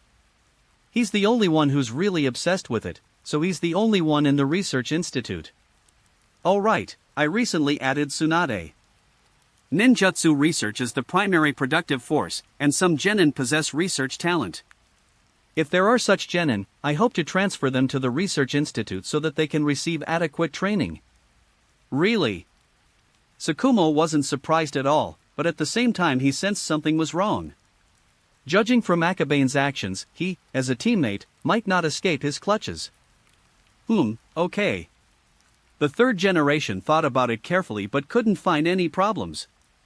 Indeed, some ninjas are better suited to researching ninjutsu and ninja tools than to going to the battlefield or doing missions.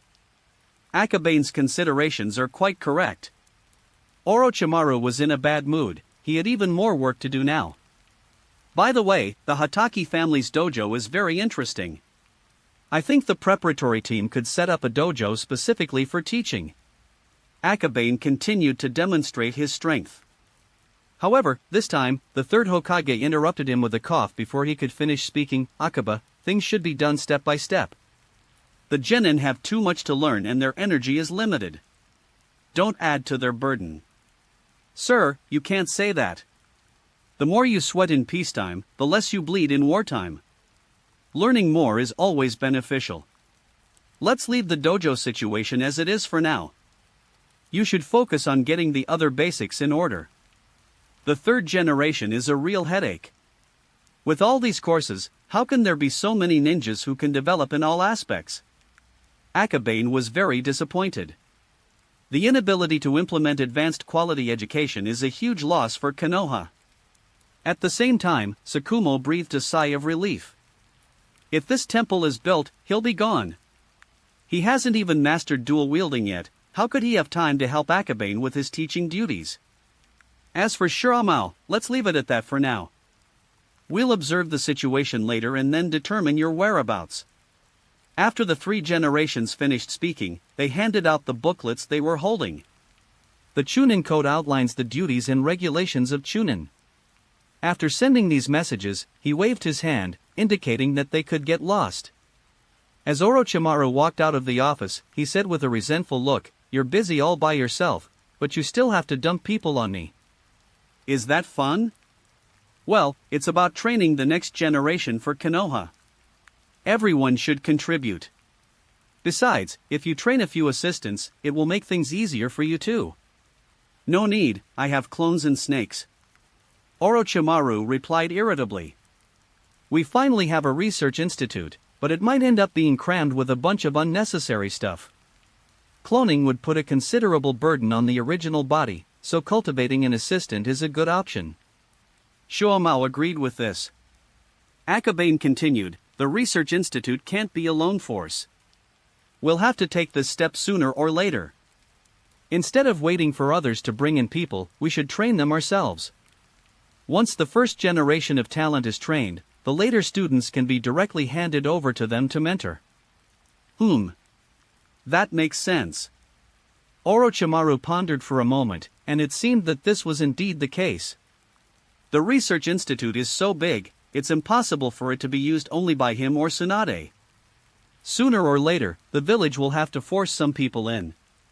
People parachuted in are never as useful as your own people. As they left the office building, a group of people gathered outside to watch. Many of them were villagers, while others were newly promoted genin or children who had not yet graduated. Everyone, stop crowding around. It's just a promotion. Naruto just updated. Isn't the manga more interesting than the announcement? Akabane looked at the crowd and shouted loudly.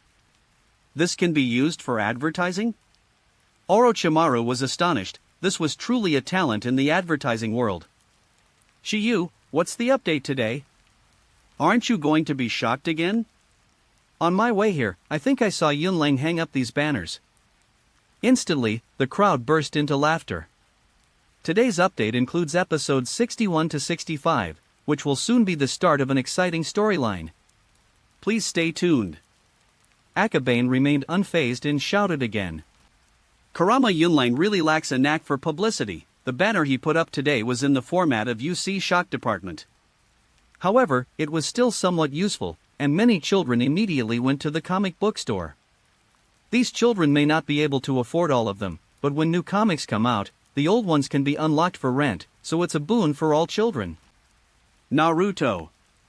I feel like it's been a long time since I've read this manga.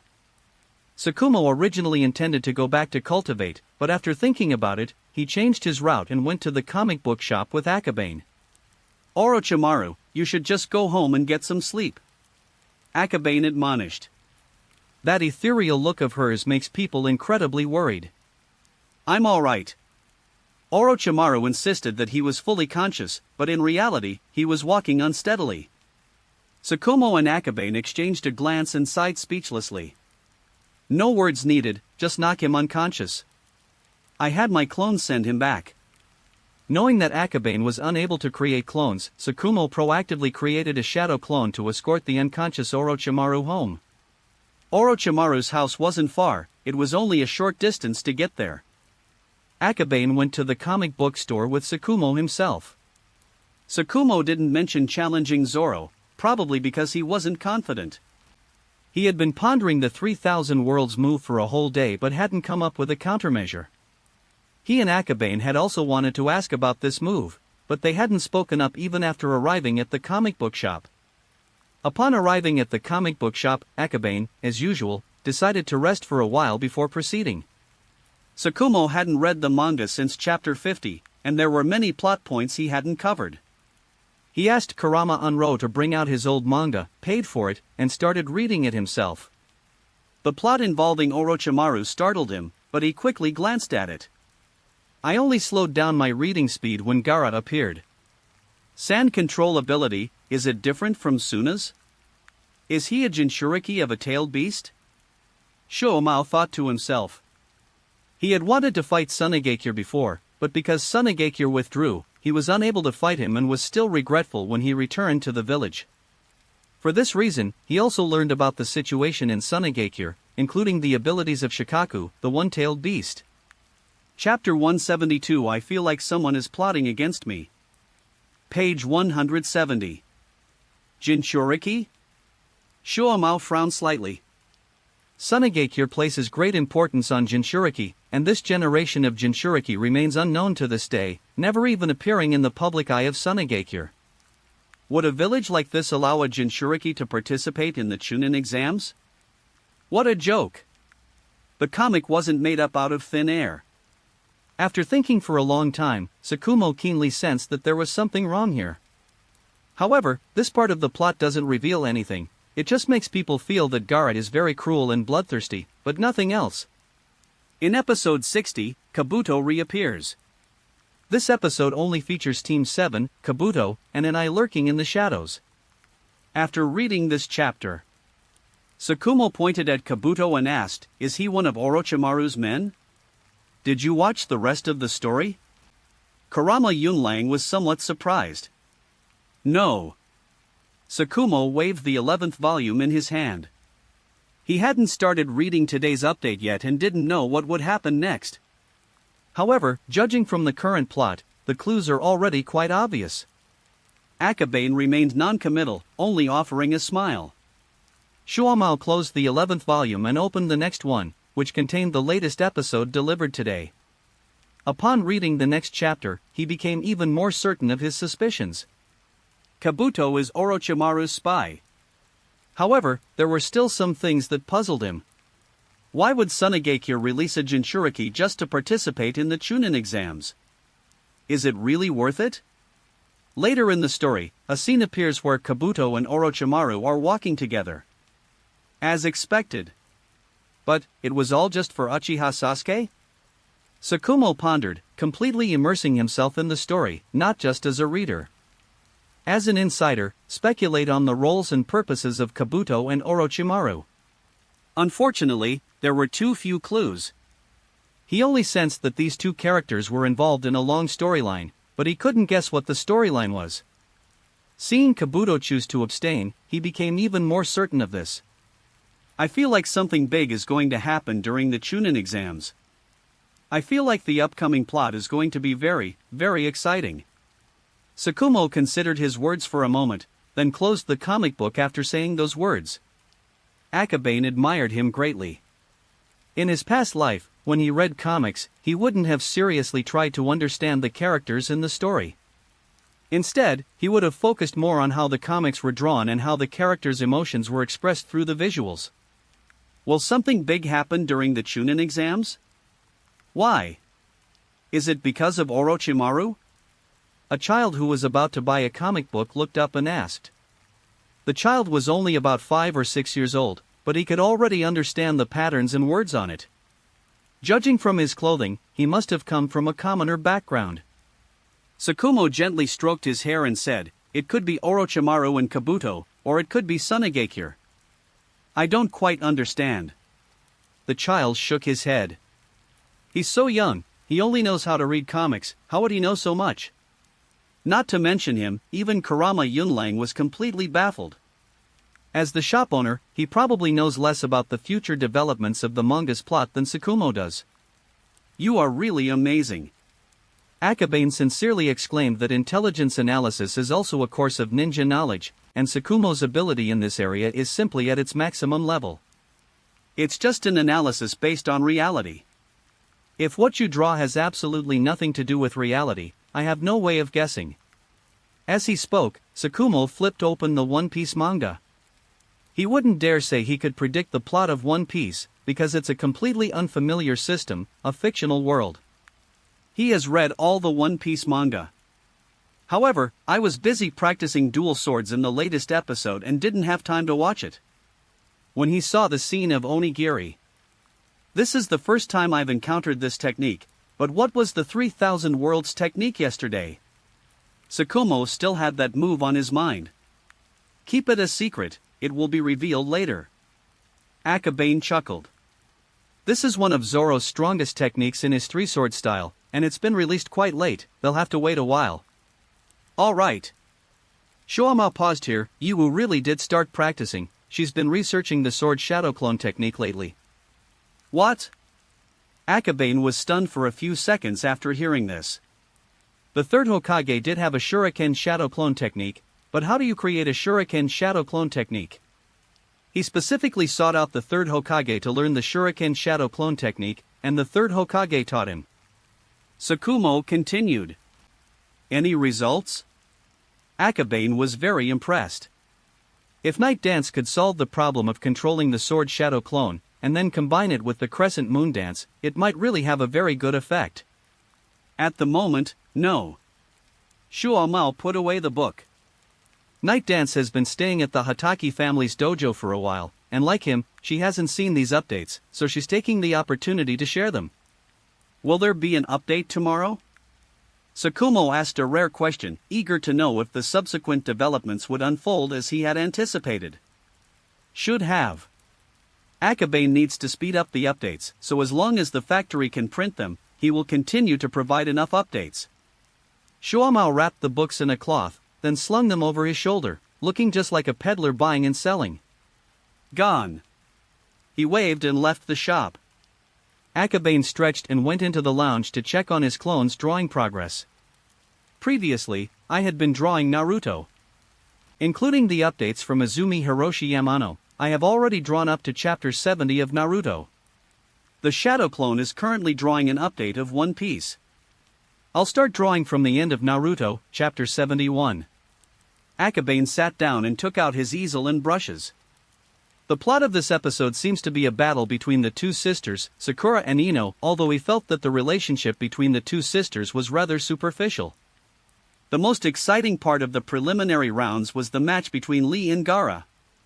The 8 Gates clash with the Jinchuriki. Although Shaoli lost in the end, his performance was truly captivating, making it arguably the most exciting duel in this part of the story.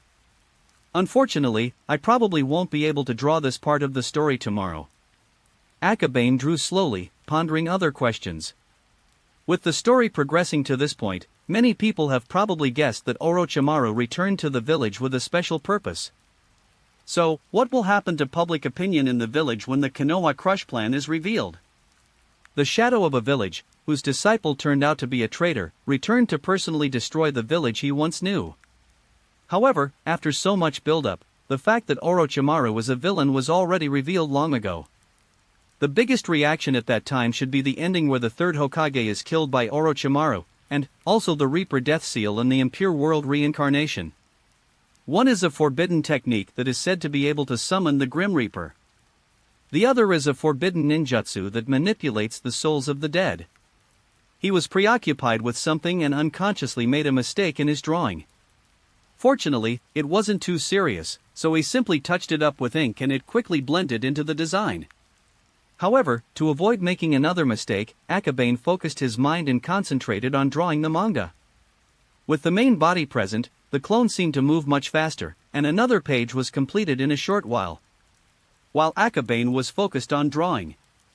In the Ambu, Danzo picked up a document and examined it carefully. This was some information he had missed when he went to Sunagakure. Now that he had recovered, he was reading it from the beginning to avoid missing any information. Abure Mitsugu stood silently before him. Orochimaru's ninja tools have already begun production? Danzo saw a message that Orochimaru had restored and improved the facilities from the manga, allowing him to unleash the sky-slicing wave with the help of a new ninja tool. The message also mentioned that Akabane was collaborating with the armory to manufacture this ninja tool.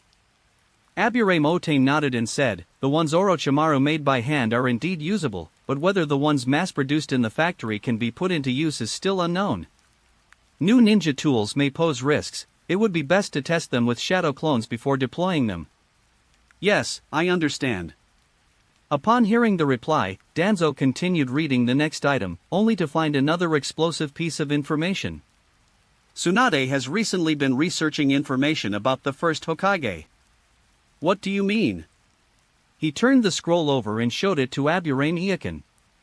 Abure Motane glanced at it and explained, "My lord, Tsunade came to the Ambu and borrowed all the information about the first Hokage. She also had a conversation with Orochimaru." Danzo was puzzled. When it comes to understanding Hashirama Senju, the Senju clan is undoubtedly more knowledgeable, yet they ended up having the Ambu investigate. "I don't quite understand." He pondered for a moment, then set the scroll aside. "How's Akabane's manga going lately?" Danzo paused his work for the moment, and Akabane's manga came to mind. "Come to think of it, it's been a while since I last watched it. Would you like to hear spoilers or watch it yourself?" The oil-loving woman asked uncertainly. Come to think of it, the term spoiler seems to have originated from Akabane's side. Danzo sighed inwardly, then thought for a moment and said, "Bring me the manga, I'll take a look myself." Subsequently, several comic books were brought up. Page 171. He was slightly taken aback, only then realizing that while he was away in Sunagakure, this lazy brat had updated so much. How strange. Danzo made a tisk-tsk sound while shaking his head slightly. The next second, he picked up the top book and began to read quietly, as a way to relax during his work break. Danzo paused for a long time when he saw Sasuke Uchiha's flashback. "Sir, what's the problem?" "I feel strange," Yu asked.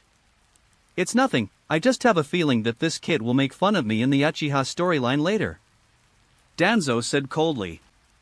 If the Ambu were unaware of the annihilation of such a large clan, Konoha would have been finished long ago. Based on his understanding of Akabane, he would never leave such a large loophole. "Ha, maybe this is part of the fun." Yu gave a dry laugh. "I didn't think about it carefully when I first saw it, but now that I've heard this, if the village is to be directly attacked for the extermination of the clan, how could Sasuke possibly survive? There's definitely something fishy going on here, and it's certainly related to the darker areas. I'm not surprised that kid makes fun of me, but he's definitely capable when he gets serious, like this time sending medical personnel over. Yes, this was a mistake on my part." Aburame Otsun immediately reflected on his actions. Originally, after Danzo left, he was the first person in charge of the umbu.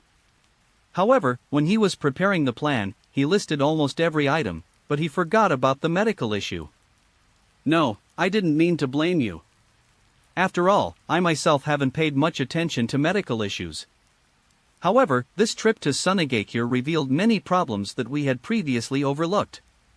For example, the poisons that Sunagakure is researching will inevitably become a major threat to us in the future. The problem is that our medical level is still stuck at simple chakra stimulation and recovery. Danzo was very worried about this. On his occasion, more than 20 medical personnel were on the scene, but in the end, they could only recover from the external injuries and could not even save his eyes. Most importantly, such an injury is considered minor on the battlefield. Chapter 173 Third Generation, You're Here to Buy a Comic? Hataki Dojo. Moonlight Night Dance was in training when Tsukumo came back carrying his books. He had just finished a round and could rest. What are you carrying on your back? That bag is bulging, could it be something to eat? Yiwu was a little curious, so she came over and took a look. She found that there were probably some books inside. Comics. Tsukumo sat down on the ground and took out his comic book. Oh, I've been training so much lately that I've forgotten to read comics. Night Dance was a little excited, but after glancing back and finding that Kazami Hataki wasn't there, she felt relieved and started picking. A comic book. I want to watch it too. Last time I only got to episode 55, I haven't read the rest. Brother, give me one. Give me one. The children of the Hataki clan saw it and gathered around, wanting to take it and look at it. Is the training all finished? With a stern face, Tsukumo glanced around and said coldly, Go to training. No reading comics until it's over. Oh. A group of children were reluctant to leave, but Shuamao's authority made them dare not slack off and they could only go back to continue practicing their swordsmanship. Shuamao smiled slightly, then stood up. After a long afternoon of leisure, it's time for him to practice his swordsmanship. Yewu completed her training alone, thus gaining exclusive access to all the comics.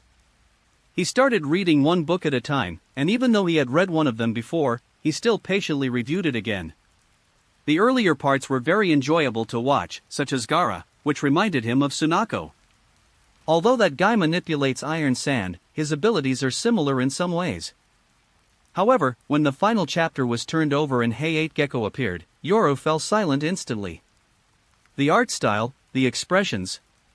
The most outrageous thing is that the beginning also features a color portrait of Moonlight Gale, with a face that looks extremely weak, making one wonder what he does at night. That's an excessive criticism. Yiwu was completely distraught. Their family was in such dire straits, at most, they were just a little unwell, coughing more, and looking a bit pale.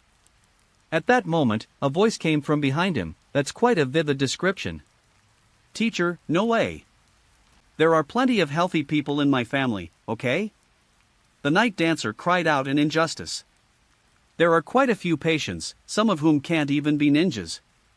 Kazami Hataki was ruthless and showed no mercy whatsoever. During the war, the Moonlight Clan and the Kurama clan were the main targets of attention because they were physically too weak, which was a great concern. Then I'll keep practicing. Yoru was brimming with fighting spirit. Kazami nodded slightly, assuming he was going to train, but then discovered Yoru had opened a One Piece manga.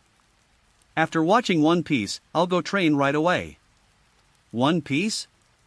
Kazami Hataki glanced over and happened to see the scene of Zoro fighting Kabeji. Swordplay while riding a unicycle? They're performing acrobatics. Three-sword style? He's handsome, but nothing beats the agility of a single sword.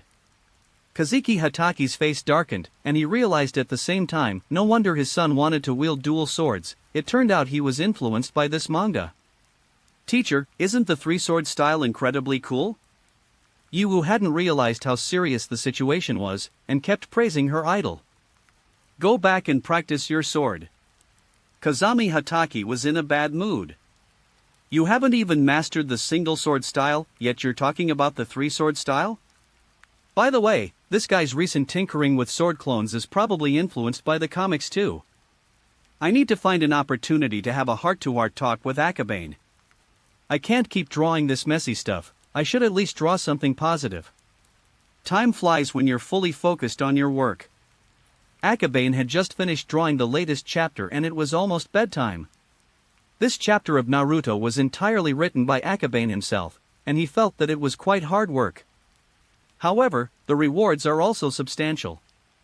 Because of his frequent updates, he earned over 1,000 points in a day or two, part of which came from updates, and the other part from those who wanted to accumulate more points before they were used. 1,000 points are not worth considering, they can be directly exchanged for physique.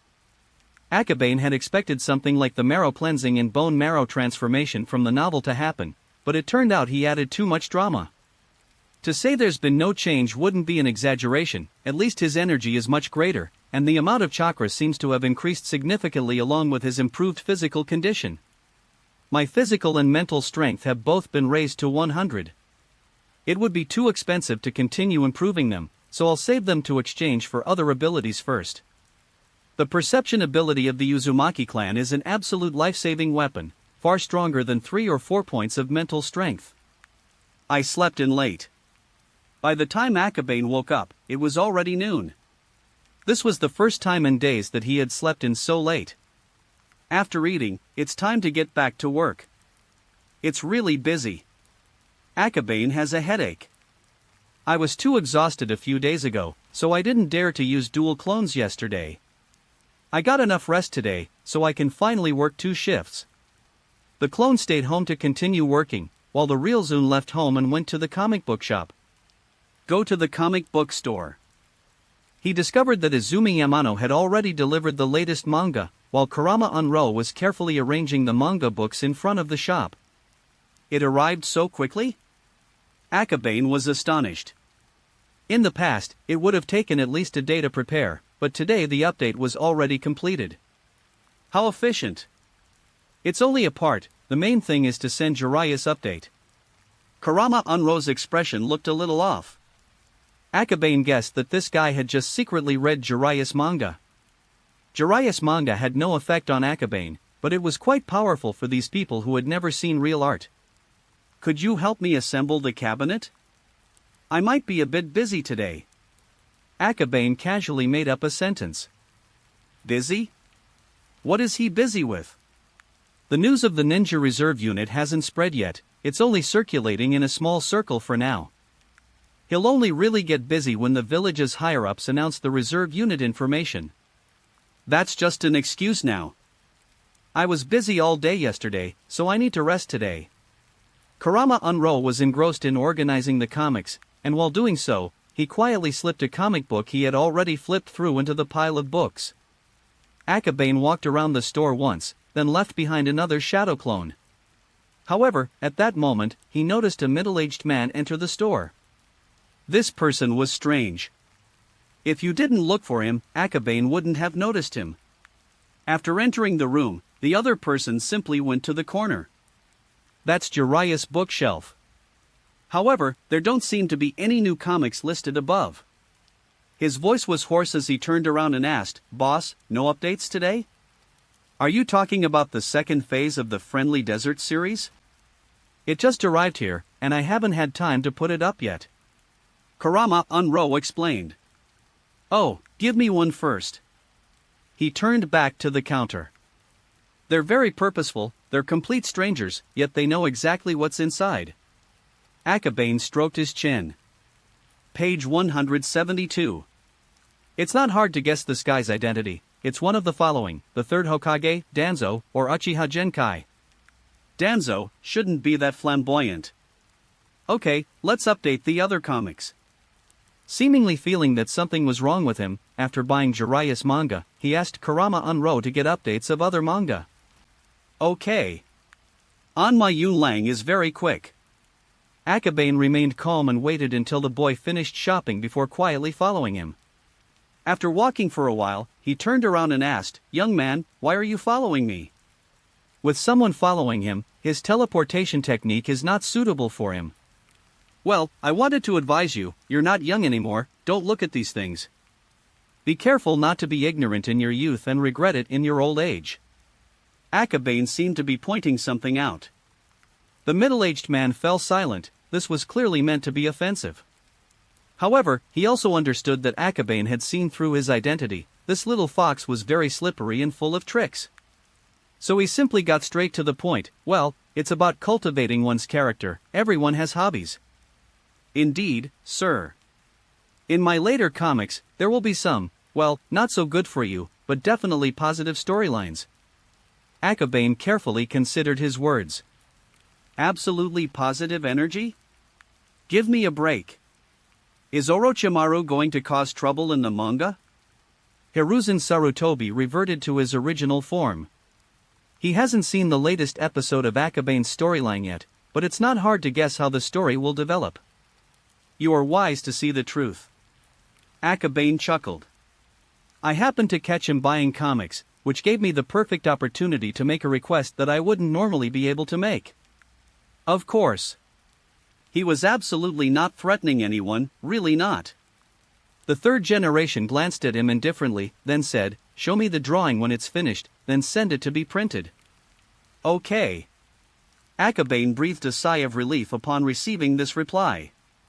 Although there was no explicit agreement, the fact that the third generation did not directly deny it was already the best possible outcome. As for what to do then? He thought about it for a while yesterday and already has an idea. Changing the plot is not an option for now. Apart from a character he plans to modify, Akabane does not intend to change the overall plot. Otherwise, if the third generation from the manga came back to life, the subsequent plot would be completely messed up. There's just one thing that's a bit of a pain. Impure world reincarnation. This is a forbidden technique, and it might not pass censorship. Akabane hasn't come up with a solution yet and will have to think about it again later. If all else fails, just add a manual-style paper to promote positive energy, you'll probably still get away with it. A good start is the best outcome. Alright, I'm going back now. I have a ton of things to do. The third generation coughed dryly. Being caught red-handed by one's junior is definitely not something to be happy about, especially since he had always maintained an upright and honest image. In short, he felt very awkward about buying this comic. Sir, next time you want to buy something, you can transform into someone else. Don't make yourself into such an unfamiliar image, it's too conspicuous. Akabane reminded kindly. The completely unfamiliar faces in Konoha village are now almost gone. The third generation waved his hand and impatiently formed hand seals to instantly teleport away. This kid really knows how to bring up the wrong thing. He just happened to be there to buy a comic book, he didn't mean to think about all this. Chapter 174. This generation of readers is too hardcore. After informing the third generation, Akabane planned to take a nap or practice his superhuman strength, so he didn't intend to go back to the comic book store. However, after turning the corner, a man stood there with his sword at his side, resembling a swordsman from the Warring States period, his face grim and menacing. This sword is very sharp, it has killed many people.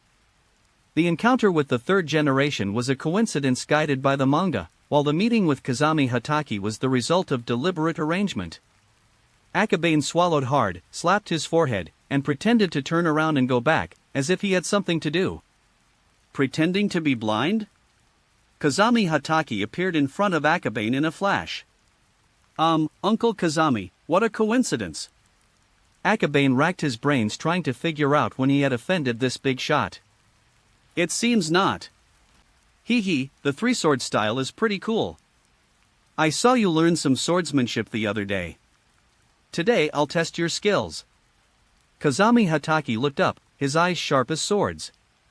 Akabane chuckled dryly, then his mind suddenly cleared. Shuomao, Yi Wu. One practices dual wielding, the other practices sword clone techniques. There's something wrong with that no matter how you look at it. Not only that, yesterday Sakumo also took away a Naruto set and a One Piece set. The problem has been found.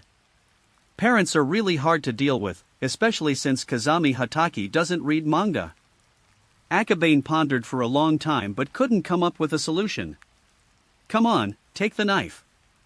As he spoke, Kazami Hatake threw three swords at him, real swords, not the wooden blades used for practice. He himself held a wooden knife. Uncle Kazami, my rudimentary swordsmanship is hardly something I'd dare show off in front of you. I'd better not. Enough talk, take this. In an instant, his figure shifted, and Kazami Hataki's sword was already at the attack. Akabane hurriedly grabbed his sword, not caring about the three-sword stance, and focused on blocking this attack first. When? With a crisp sound, Akabane felt a tremendous force strike his hands, and his tiger's mouth went numb instantly. That's incredibly strong. Judging from Kazami Hataki's style, one might assume he's a speed-type ninja, but it turns out his strength is terrifying. Give you 3 seconds. Kazami Hataki reappeared, already 10 paces away. It's too fast. Akabane clicked his tongue inwardly in amazement.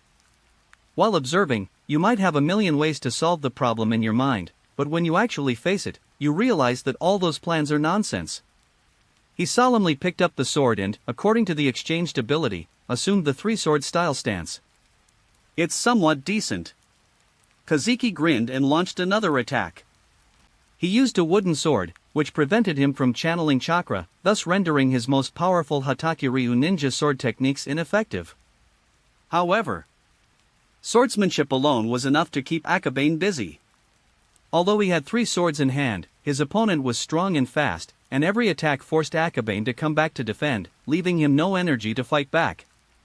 Akabane fought and retreated. Fortunately, the streets were relatively wide and the surrounding area was a relatively desolate suburb, so there was no need to worry about damaging the surrounding houses. He took a few steps back, but Kazami Hataki's sword was as fast as lightning, striking continuously.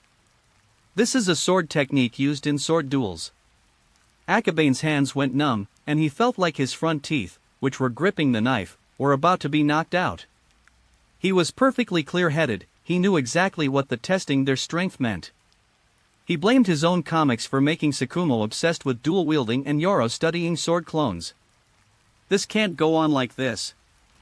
Facing another slash, Akabane took a half-step back, and suddenly, his chakra surged forth, instantly unleashing a powerful burst of energy. Strange power. The bursts of chakra from the fist and the sword struck the attacking wooden sword precisely. However, Kazuki Hataki reacted extremely quickly, and when he sensed something was wrong, he swiftly withdrew his sword. Gara! With a crisp sound, the sword in Akabane's right hand snapped in two. Kazami Hataki's wooden sword appeared undamaged, but upon closer inspection, some wood shavings could be found on the ground. Kazami Hataki quietly sheathed his wooden sword, sneered, and said, "Trying to run before you can walk? You call this three-sword style?" Of course, mockery aside. In terms of swordsmanship alone, Akabane used it flawlessly, his sword path and timing were just right. Unfortunately, his body is useless. Akabane is generally quite strong, but unfortunately he lacks both strength and speed. If it weren't for his superhuman strength technique. Thinking of this, Kazami Hataki felt another bout of toothache. This kid is really smart. Knowing that he's not good at strength or speed, he simply uses ninjutsu instead. He also had a high level of comprehension, and he learned swordsmanship and superhuman strength. I'm just too lazy. Akabane sheathed his sword and handed it to the other man, saying with an embarrassed smile, "Uncle Kazami, look, you've vented your anger now. You don't know what's good for you. Countless people in Konoha want to fight me." Kazami Hataki took the 3 swords with a disgruntled expression. 2 of the 3 swords were already broken. Neither of them were chakra weapons, so how could they withstand such a powerful chakra impact? Only the third knife. Page 173. Kazami Hataki carefully gripped the scabbard, avoiding touching the hilt. Akabane stood to the side, awkwardly smiling but not daring to reply. That's true. The Hataki clan has been passed down from the Warring States period to the present day, and has even created a unique ninja sword technique. Everyone in Konoha who uses a sword wants to challenge him. Akabane simply didn't use a sword, nor did he want to fight his opponent. A battle where he was simply being beaten was meaningless.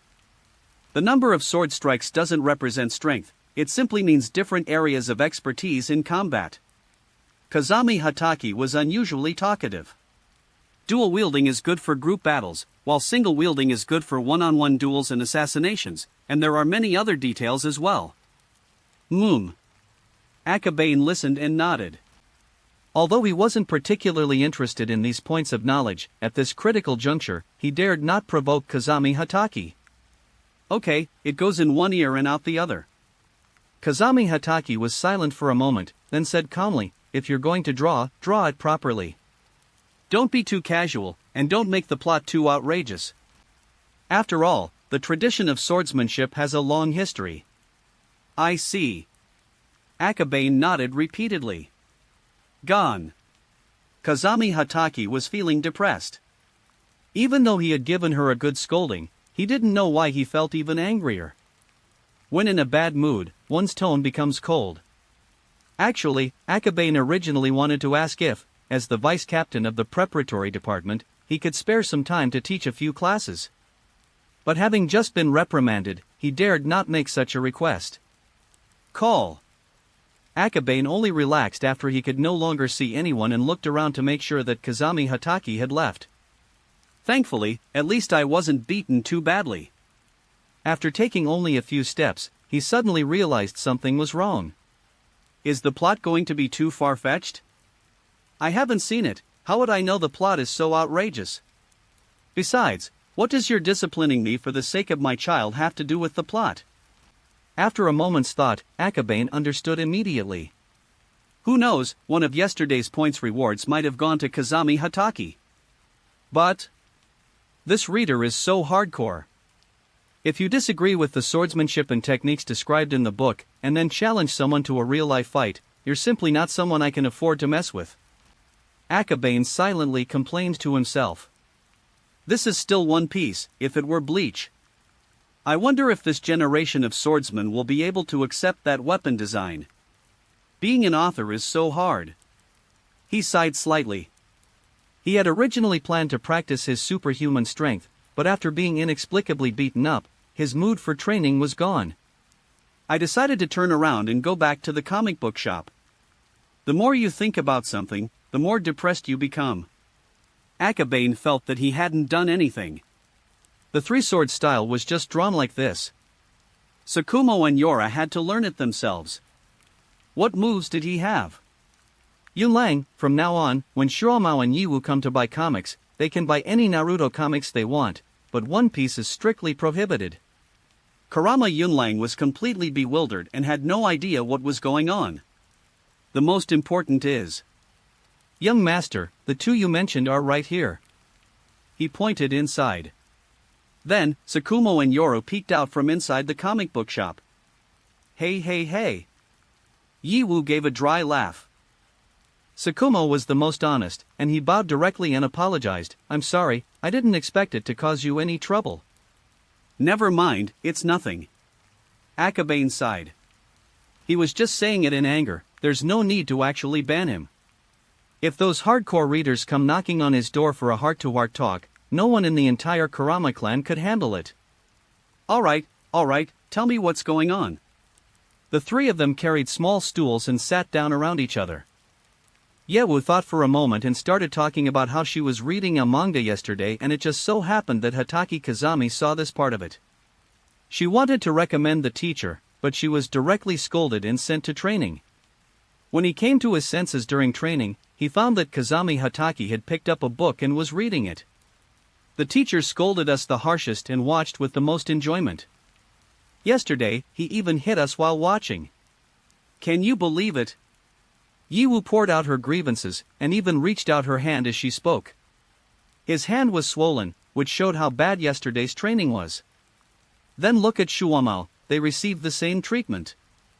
Seeing that you guys are even worse off than me makes me feel much better instantly. Akabane's expression was relaxed. However, I also had a great day yesterday. My twin swords are now basically complete. Unlike Yewu, Shuamao seemed very happy. As Kazami Hatake said, opportunities to fight him are not common. Fighting against a master often forces one to bring out their potential, and Kazami Hatake's insight is similarly able to see through Tsukumo's weaknesses and shortcomings. Where is your sword clone technique? It's still a long way off. The illusory clone has no way to control the sword clone. Yi Wu was very upset. He was criticized the most, so he was in the worst mood. The sword clone technique is derived from the sword shadow clone technique, so the clone sword is also a physical entity. The clones of the crescent moon dance are just ordinary clone techniques, a kind of illusory illusion, and cannot be used in conjunction with it at all. After a moment's thought, Akabane said, "Actually, we can refer to puppetry techniques." Puppetry? Yi Wu paused for a moment. The principle of puppetry is to manipulate puppets using chakra threads. If you consider the sword clones as puppets, that's not impossible. His eyes lit up, and he slapped his thigh, saying, "That's right. How come I didn't think of that?" As for puppetry, it's still not discreet enough, but it's deceptive enough. Tsukumo thought for a moment and nodded in agreement. Using puppetry techniques, it is indeed possible to control the sword clone remotely.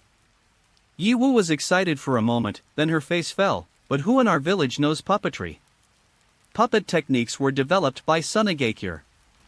While other countries may have some knowledge of them, they are not proficient in them, and Konoha also lacks ninjas specializing in this type of technique. Akabane's expression was strange. After hesitating for a while, he said, "There are still people who know puppetry. It just depends on whether you can put aside your pride and learn it. I'm willing to do anything as long as you can teach me puppetry." Night Dance said decisively. "Alright, I'll give you some pointers. Go to the Senju clan and find Tsunade. Tell her you want to learn puppetry." Akabane said. "Tsunade can do that?" Tsukumo's face showed a look of horror. "She doesn't know how, but there's someone over there who does. Just tell them I told you." Akabane didn't directly state the result. Given Yi Wu's personality, she wouldn't have been so resolute if she knew the other party was only a 6-year-old girl. "Okay, I'll go right now." Yi Wu ran a few steps, then ran back to get the latest Naruto and One Piece manga updates she had just bought, and then hurriedly left again.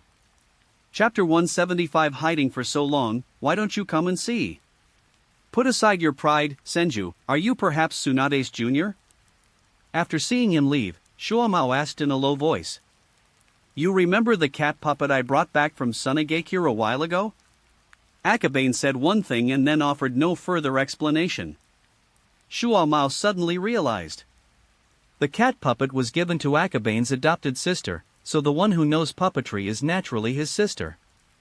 A 6-year-old child is only just starting out at the Ninja Academy.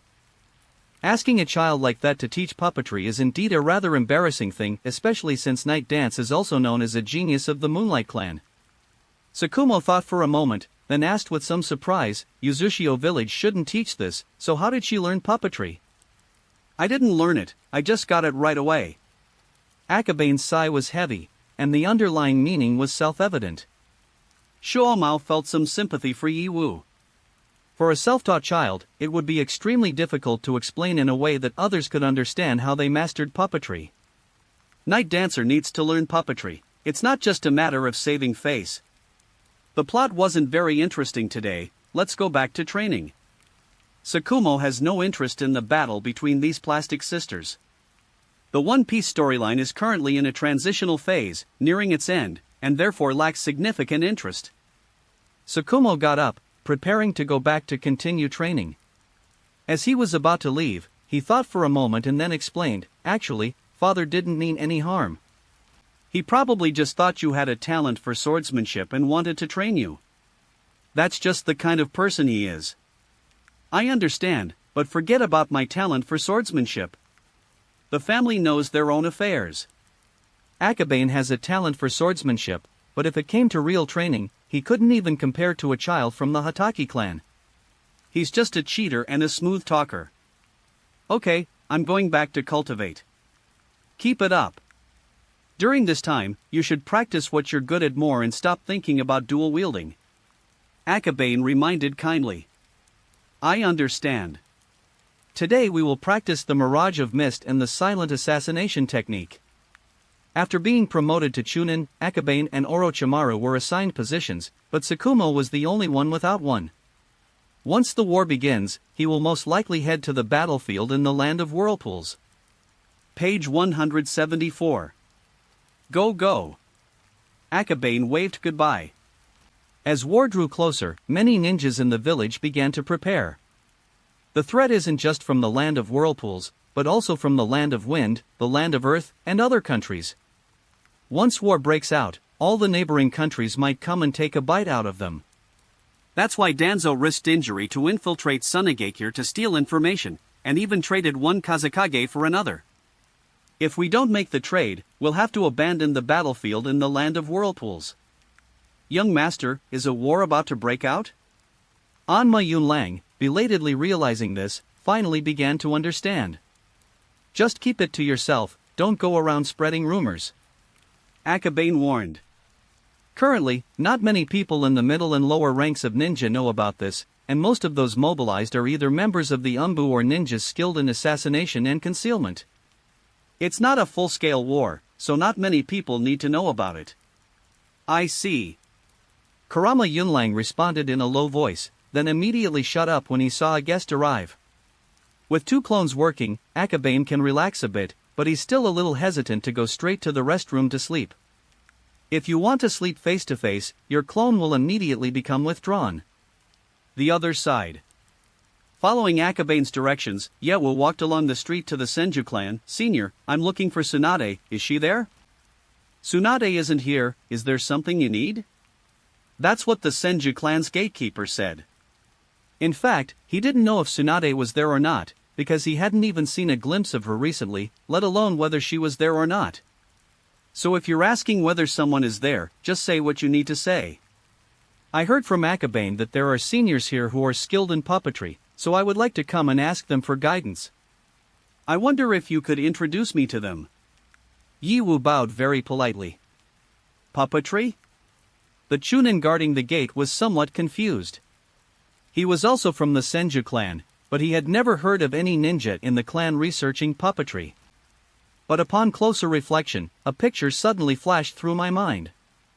The little girl from the Uzumaki family, and the puppet cat on her shoulder. Is she my senior?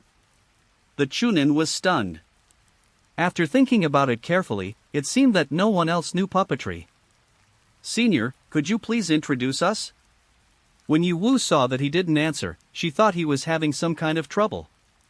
After a moment's thought, the Chunin said, go inside and find Lord Mito, and ask him to introduce you.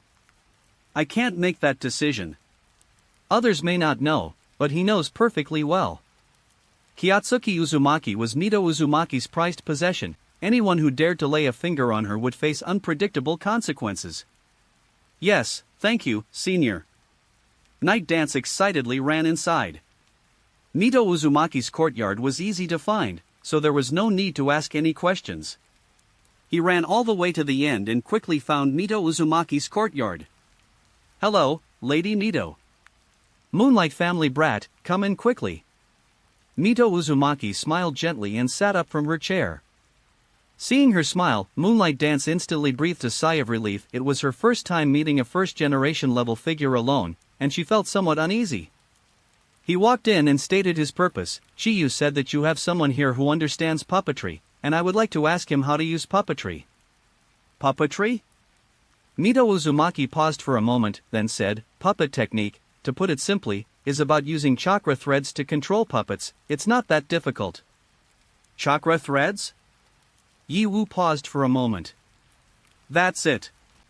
As Mito Uzumaki spoke, she flicked her finger, and a thread of chakra flew out and connected to a fallen leaf on the side.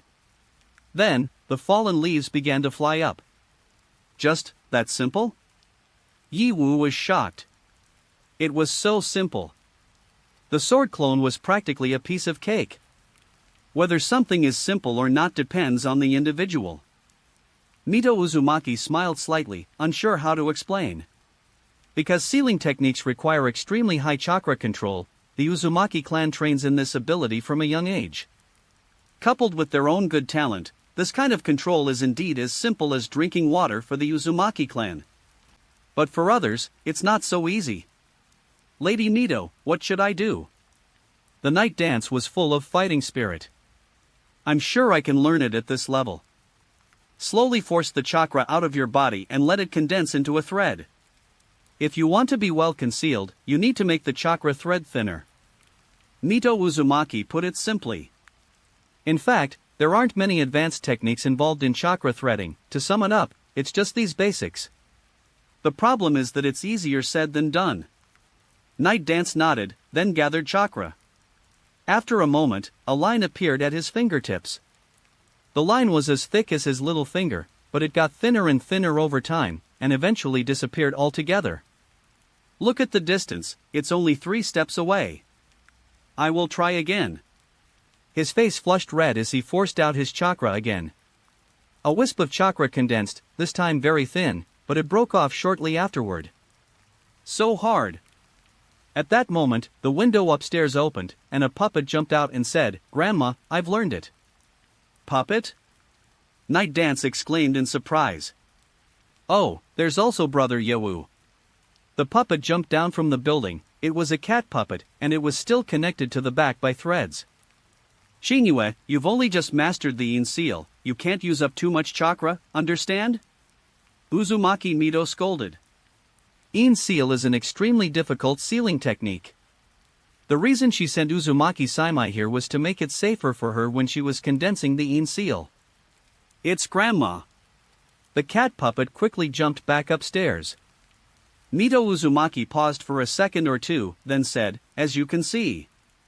This. I'll practice it slowly when I get back." Yewu felt like her face was on fire. He recognized the sound. Uzumaki Saigetsu was a little girl adopted by the Akabane family. A 6-year-old girl uses chakra more skillfully than him, and then he thinks about himself. Is this called chakra threads? Calling it a chakra cable is an insult to cables, at least cables are sturdier. Chakra control can only be practiced slowly. Don't be too impatient. The more impatient you are, the less you will succeed. Mito Uzumaki understands. However, in terms of chakra control alone, Uzumaki Saigetsu was stronger than many jonin, so there is nothing to be ashamed of. Oh, by the way, when you get back and see Akabane, please pass on a message to him for me. Mito Uzumaki smiled faintly. After hiding for so long, it's time to come and see. Some things might be useful to him. Please rest assured, I will definitely deliver it. The night dance involves bowing. He had the utmost respect for this elder. He was gentle, kind, knowledgeable, and willing to share his knowledge with others. He was a well-known good person in the village. Well, let's go. Mito Uzumaki leaned back in her chair and continued to rest. After leaving the Senju clan, Yewu headed straight for Akabane's comic book shop.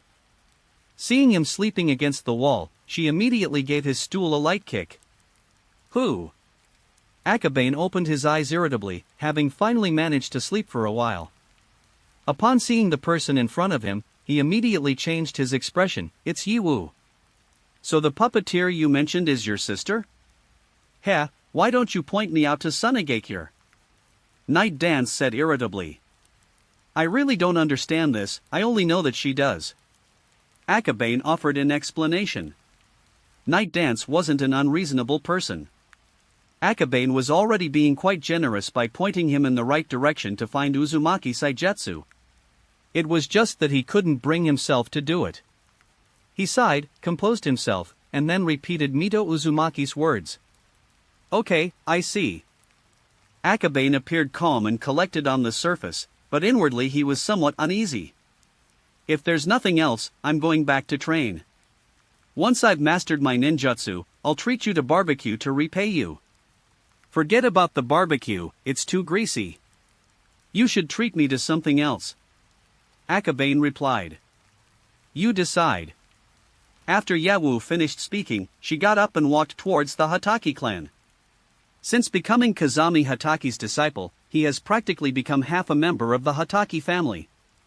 Apart from sleeping at the Moonlight clan, he spends all his time at the Hataki family's dojo. After watching him leave, Akabane's face immediately fell. The old fox is still the most cunning, she could even tell I was avoiding her. She's really not easy to deal with. Oh well, never mind. Isn't it just the Senju clan? Chapter 176. Just go. However, it's unclear what exactly Nito Uzumaki meant by useful. I'm leaving for a while and won't be back this afternoon. If the clone disappears, please close the door to the lounge for me. Young master, I understand. Chapter 176Q version first generation life record. Outside the Senju clan.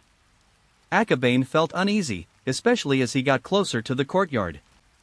Nito Uzumaki is too experienced, nothing can be hidden from her. Standing in front of her, one feels like there's nowhere to hide. He took a deep breath as he stepped outside. Why are you inhaling? I'm not going to eat you.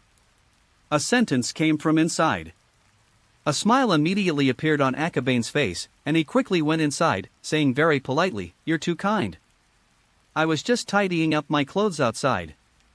Heh, you think I don't know I've been avoiding this area lately? Nito Uzumaki ruthlessly exposed him. Hey. Faced with such direct words, Akabane could only offer an awkward laugh. He glanced up. Nito Uzumaki looked extremely tired after not seeing her for several days. Hey kid, your sister's been here for days without coming home, and you haven't even come to check on her? Shinue is definitely safe with you. Akabane had great confidence in Nito Uzumaki in Konoha today, who would dare to lay a hand on her. Nito Uzumaki sat upright, with several books beside her. One of them was a sample of a manga she had printed herself, which read the daily life of the goofy Hashirama. Well, the book title is very simple and straightforward. No wonder Yamano Izumi-ko didn't dare to print it at first. With a title like that, without a statement, he was afraid that as soon as it was printed, the daimyo's retainer would come to talk to him about changing the factory director. Come and see. A smile appeared on her face, and she handed it over. Is this appropriate? Despite saying that, Akabane took over the task without hesitation. The daily life of the first generation must have been very interesting.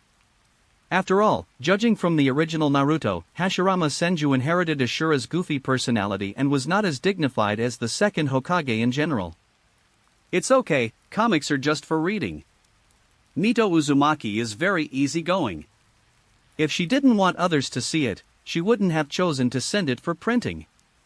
So, Akabane turned to the first page. The art style remains exquisite, and the manga simply depicts some of Hashirama Senju's daily life. Because of Hashirama Senju's personality, many of his interactions with Madara and Tobarama Senju are particularly interesting. How about it? She sat half reclined in the chair, staring at Akabane with anticipation. Akabane thought for a moment and said, "The content is very interesting and the drawing is very good, but if you don't have enough energy, you can try a different art style. The more exquisite the painting, the more effort is required." Although Nito Uzumaki looks very young, she is actually quite old and her energy and spirit are not as good as those of a teenager. It's easy to imagine how much effort she put into this comic book. There are other art styles too, please teach me. Nito Uzumaki sat up straight, looking just like a child listening attentively to a lesson. And many more. Akabane took out paper and pen, referred to her original drawing, and then began to draw. Before long, a figure was drawn. So cute! Nito Uzumaki's eyes lit up. It wasn't particularly exquisite, but the proportions of its head, body, and legs were about 1:1:1, making its head look very large. The proportions of its eyes were also completely unconventional, yet overall it was very eye-catching. That's right, Akabane taught her chibi-style drawing. Because her drawings are in a silly, everyday style, and given her limited energy, the chibi style is better. It's this kind of character art style, and the background patterns can be a bit simpler, because all you need to do is share the daily life of the first generation, not anything else. Akabane explained. Yes, it was definitely the right decision to bring you here. Nito Uzumaki was very satisfied. When it comes to manga, Akabane certainly knows far more than these later scholars. However, this volume. Akabane pointed to the book in his hand. The binding and printing are already completed, it would be a waste to abandon them and start over. I prefer the current style when I redraw it. Nito Uzumaki decisively abandoned her previous art style. Anyway, she had nothing to do every day, except for spending more energy taking care of the children recently. As long as you're happy. Akabane had no objection. Anyway, the painting belongs to Mito Uzumaki, so it's her freedom to do whatever she wants with it. Of course. From his personal perspective, he certainly wouldn't want to redraw it, because this volume is equally exquisite and excellent, only the drawing style is different. At this moment, Mito Uzumaki was as happy as a child. She happily held the chibi-style picture, studying and pondering it over and over, before finally putting it down after a long while. Akabane stood to the side, not daring to speak or leave. After she came to her senses, she said again, "Right, where were we?" You prefer this art style." Akabane replied. "Oh right, your sister is cultivating here, and you haven't even come to check on her or show any concern." Mito Uzumaki shouted angrily. This conversation happened so long ago. Akabane was speechless, feeling utterly helpless towards the old lady. Could it be that Mito Uzumaki had forgotten things? Alright, just kidding. Xiao Qingyue's seal is complete, but her chakra is still very unstable recently, so she will continue to stay with me for the time being. Mito Uzumaki explained. So it was the Yin seal. No wonder I wanted to cultivate here. Accumulating Yin seals requires an enormous amount of chakra. Fortunately, Qingyue is only 6 years old. In addition, the Uzumaki clan has more chakra than their peers since childhood. Apart from the occasional shortage of chakra, there are no other side effects.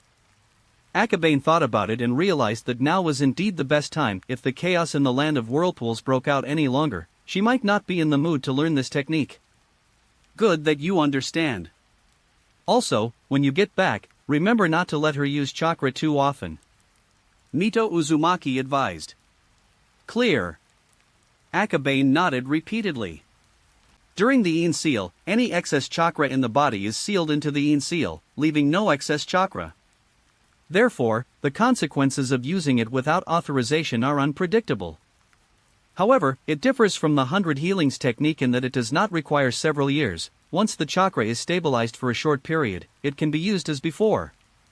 Tsunade told me that you've been researching medical ninjutsu lately. That's a great idea. It's better than staying home and sleeping in. I have some old materials here that you can use as a reference. Mito Uzumaki pulled out some documents from under the stack of books. Unexpectedly, Tsunade has also learned to lie. She was just afraid that Mito Uzumaki wouldn't agree to her training in Sage Mode. As for pushing it onto him, besides, how could such a little scheme escape Mito Uzumaki's notice? Humans consume more salt than we consume rice. Akabane silently complained in his heart, then took the book and glanced at it. The author of the book is Tobarama Senju, a former scientist in Konoha. Turning to the first page, one finds notes analyzing Hashirama Senju's body, chakra, and other aspects. This includes an analysis of the superhuman strength. As you can see, these are some of Tobarama's daily notes. I've hidden the more forbidden parts, so you can look at them without worry. Mito Uzumaki said calmly. Thank you so much. Akabane knew the significance of this book. Although it did not record any ninjutsu, its analysis and reflections on ninjutsu, chakra, and physique were worth studying by future generations. For Orochimaru, this book was the greatest treasure. For Tsunade, it allows her to better understand the Senju clan's constitution, especially Hashirama Senju. For Akabane. It seems that it's only more convenient when drawing, where you don't need to make too many excuses. Akabane flipped through a few more pages, then quickly overturned his previous opinion. The book contains not only these analyses, but also analyses of the use of water-release ninjutsu, including some enhanced usage techniques. By the way, your recent comics have been a bit weak. Although there are quite a few foreshadowing elements, but, for plots like this, a simple drawing would have sufficed. Did you really need to go through so much trouble? Mito Uzumaki opened the latest manga and pointed to the scene where Sakura and Ino were fighting. I've already done my best on this, the rest are related to the subsequent plot. Akabane scratched his head. He had already cut some of the fight scenes between the plastic sisters, but some of the remaining parts involved character development and couldn't be removed, so he was quite helpless. In addition, to avoid abruptness, he expanded on the battle between Tenten and Temari. In the original version, there was only one page about their battle. How's your training in superhuman strength going? Not bad, just starting out. As Akabane spoke, he activated his chakra using the techniques of the super strength technique. After sensing for a moment, Nito Uzumaki nodded slightly and said, "The progress is not bad. Keep up the good work. Also, not only can Night Dance practice puppetry, but you can also try it." You mean, remote control? Page 176. The greatest use of puppetry is that the main body can hide in the shadows and use chakra threads to control the puppet's movements in order to complete the mission. Is it useful to me? Because of Nito Uzumaki's reminder, he couldn't help but fall into deep thought again. Of course it's useful. Puppetry can be used on multiple targets. If you master it to the point where you can control 5 or even 10 puppets, you can draw 10 chapters of manga a day without any problem. Nito Uzumaki said very seriously. Most importantly, she demonstrated on the spot while talking, using chakra threads to control the pen and draw on 2 pieces of paper. Akabane was at a loss for words. He had thought about it for a long time, and this was the result. But when casting the illusions of the Kurama clan, if multiple operations are performed simultaneously, can they all take effect at the same time? This is a problem. Akabane fell into deep thought. Multitasking would allow for faster spellcasting and more complex illusion setups. That's a really good idea. Thinking of this, he nodded excitedly and said, "You're right, puppetry is indeed very useful." As soon as he finished speaking, Akabane wanted to slap himself twice. Why are you making random comments? Good that you understand. Once you master this technology, your update speed will definitely be able to reach a new level. After finishing her sentence, Nito Uzumaki casually added threateningly, "Therefore, the updates must be even faster." Well, it depends on the situation. Never mind then, I'll go back to drawing now. Akabane blushed and nodded repeatedly. This was why he didn't want to come. Nito Uzumaki nodded and waved to indicate that he could get lost. After slowly leaving the courtyard, Akabane took a dozen steps and then quickly used a teleportation technique to leave at high speed. Chapter 177 Puzzle Illusion Technology. Multi-line control is difficult enough, but to make him draw on multiple lines is even more difficult. This is trying to kill me. Akabane didn't dare make such an excessive request to his shadow clone. If he dared to, the clone would self-destruct. Chakra threads are easy to learn. With enough control, you can master them with a little practice. However, simply learning to use chakra threads does not constitute mastering puppetry. Chakra threads are merely the foundation of puppetry. To truly master the precise control of puppets, frequent practice is essential. The mastery of any ninjutsu is hard won.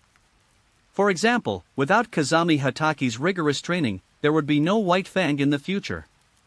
Akabane sighed slightly, then opened the points panel and decisively exchanged for the puppet technique. Puppetry techniques vary in skill level. For example, the White Secret technique, Chikamatsu 10 Puppet Masters, which Chio mastered, is a puppetry technique of considerable difficulty. The item currently on the exchange list is the youth version, which features the puppetry techniques mastered by Kankuro. Once you master the chakra threads, the exchange price is only around 20 points. After the exchange, Akabane immediately mastered puppetry.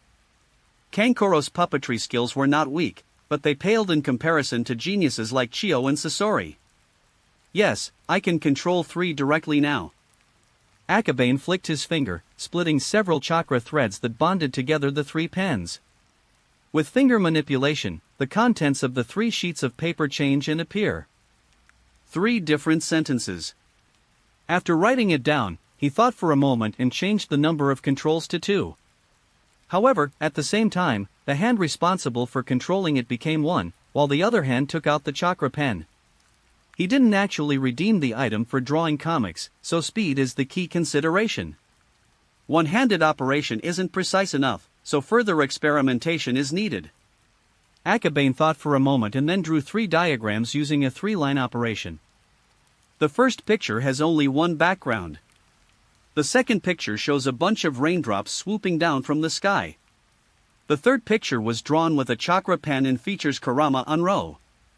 As he drew the illusion, Akabane reminded him, "Yun Lang, I'm going to test an illusion. If you enter an illusion later, don't be nervous." "Yes, young master, please begin." Kurama Yunling took a deep breath and prepared himself mentally. There aren't many customers right now, so there's no need to worry about the rest of the store. The illusion was triggered the next second. A mountain, rain falling from the sky, and Anma Yunlang is positioned in the middle. "Alright, I'm dispelling the illusion now." Akabane's voice emerged from the illusion, and the illusion vanished the next second. He walked out of the house to check on Kurama Yunlong's condition. The illusions of the Kurama clan can, to some extent, make the fake real, such as burns, injuries, or being soaked. At this moment, Kurama Yunlong's hair was noticeably damp. The illusion works. Akabane took a deep breath. Although the chakra pen can quickly complete the pattern and achieve the effect of genjutsu control, it has to be redrawn once the opponent breaks free of the genjutsu. Multi-line control can achieve seamless connection, and it might even enable multiple illusions, etc. It's definitely worth a try. Young master, isn't this just a common illusion? Kurama Yunlang is very strange. In his opinion, Akabane's techniques were no different from anyone else's. Akabane smiled slightly and took out 3 paintings from inside. Kurama Yunlang glanced at it and his eyes widened immediately. Were they drawn separately? This works too. How about it? Akabane put it away, a smug smile on his face. Wow, that's amazing. But, is there anything different? Kurama Yunlang didn't know how serious he was. The technology was powerful, but he didn't feel any difference in the effect. Akabane fell silent. This is like casting pearls before swine, showing off to idiots. Can a picture be the same as a jigsaw puzzle? The current effect is equivalent to drawing several pictures and then combining them using a jigsaw puzzle software, which is not only faster but also allows for more freedom in ninjutsu effects. This is equivalent to the difference between woodblock printing and movable type printing. However, Kurama Unro would never understand that he had neither a bloodline limit nor was he a ninja. Akabane sighed softly. Loneliness is like snow. Master? It's nothing. You can continue watching the shop. I'm going out for a bit. Besides, it's getting late, and I'm going straight home. If you want to go home, just close the shop. Akabane gave a brief instruction, then thought for a moment and gave Orochimaru and Tsunade the latest update. That guy is so engrossed in his research that after I knocked him unconscious and took him to rest last time, he hasn't left the lab for 2 days straight. Not only him, Tsunade has also recently set up her own laboratory in the Ambu, temporarily funded by Danzo. Once the research institute is officially completed, it will be moved there together with Orochimaru's laboratory. He even kindly brought food to the snack shop he passed by. It's not convenient for Akabane to use the back door while Danzo is at home, otherwise, sneaking in wouldn't have been able to fool Danzo, and it would have easily exposed Orochimaru's secret passage. Just enough to eat. Therefore, he went through the main entrance and went to find Danzo first, as if to offer warmth and comfort to the poor, lonely, and disabled old man. You've come to see Lord Danzo? The moment you enter, an ninja appears. His chakra was unfamiliar, he must have recently been promoted to a high-ranking ninja. Akabane nodded, and the other party immediately led the way without hesitation. Kurama Akabane's appearance was familiar to everyone in the Ambu. Without needing to be subtly reminded, the office door opened automatically via a mechanism. Akabane entered, and Danzo sat in the main seat. It's really strange that you would actually come to me on your own initiative. Previously, it was always Danzo who summoned him, otherwise, he would always avoid any Ambu outposts. I bought some food, and I brought it to you. Akabane placed some food aside. He didn't know what Danzo liked to eat, so he simply brought some random food. Danzo remained silent for a moment, then keenly noticed the remaining snacks in his hand. However, he did not refuse, letting Akabane put the things down, and then pointed to the seat, indicating that Akabane should sit down. Since you're here, I might as well say a few words. Danzo said calmly, "Your pirate king, has he reached an agreement with Sunagakure?" "Yes, this matter was agreed upon by the third-generation lord in you." Akabane was somewhat puzzled. It was something that happened so long ago, why was it being brought up again now? "When I went to Sunagakure before, they used manga as bounty rewards to motivate their genin to train." "Did you know that?" "What?" Akabane paused for a moment, then realized what was happening. No wonder Shaman said he would go to the Land of Rivers to buy it himself, so that the sales channels would be under the control of the Sunagakure leadership. He can decide when and how to release it. No wonder the points growth felt strange. Sometimes there was no update, but it would suddenly surge. It turns out the problem is here.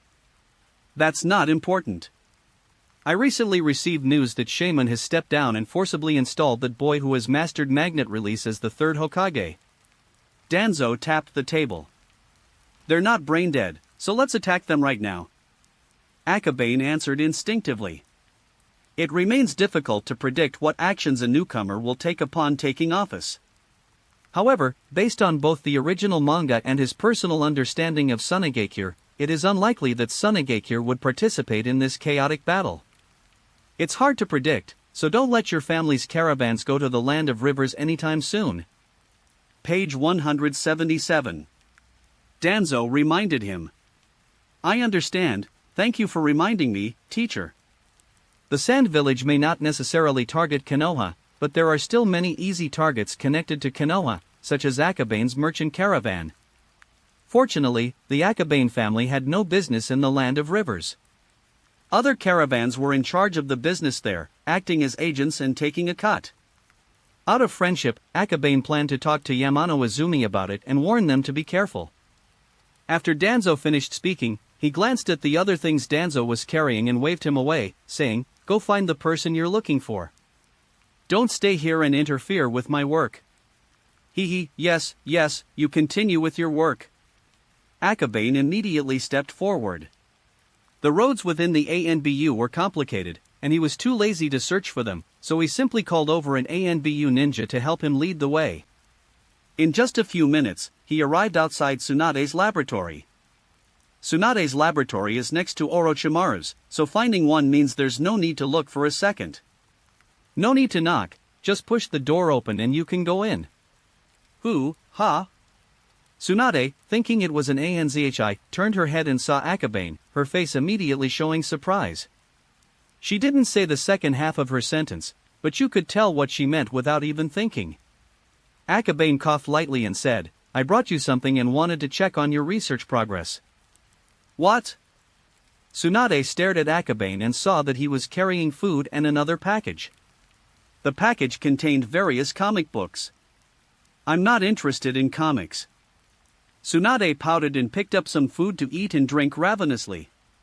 She hadn't eaten properly for several days and had been filling her stomach with things like soldier rations. Akabane smiled slightly and pulled out a book from the bottom. "This book, wait, it's Tobirama's notebook." Tsunade exclaimed excitedly, "How did it end up here?" "I've been looking for it for ages. Grandma Mito gave it to me.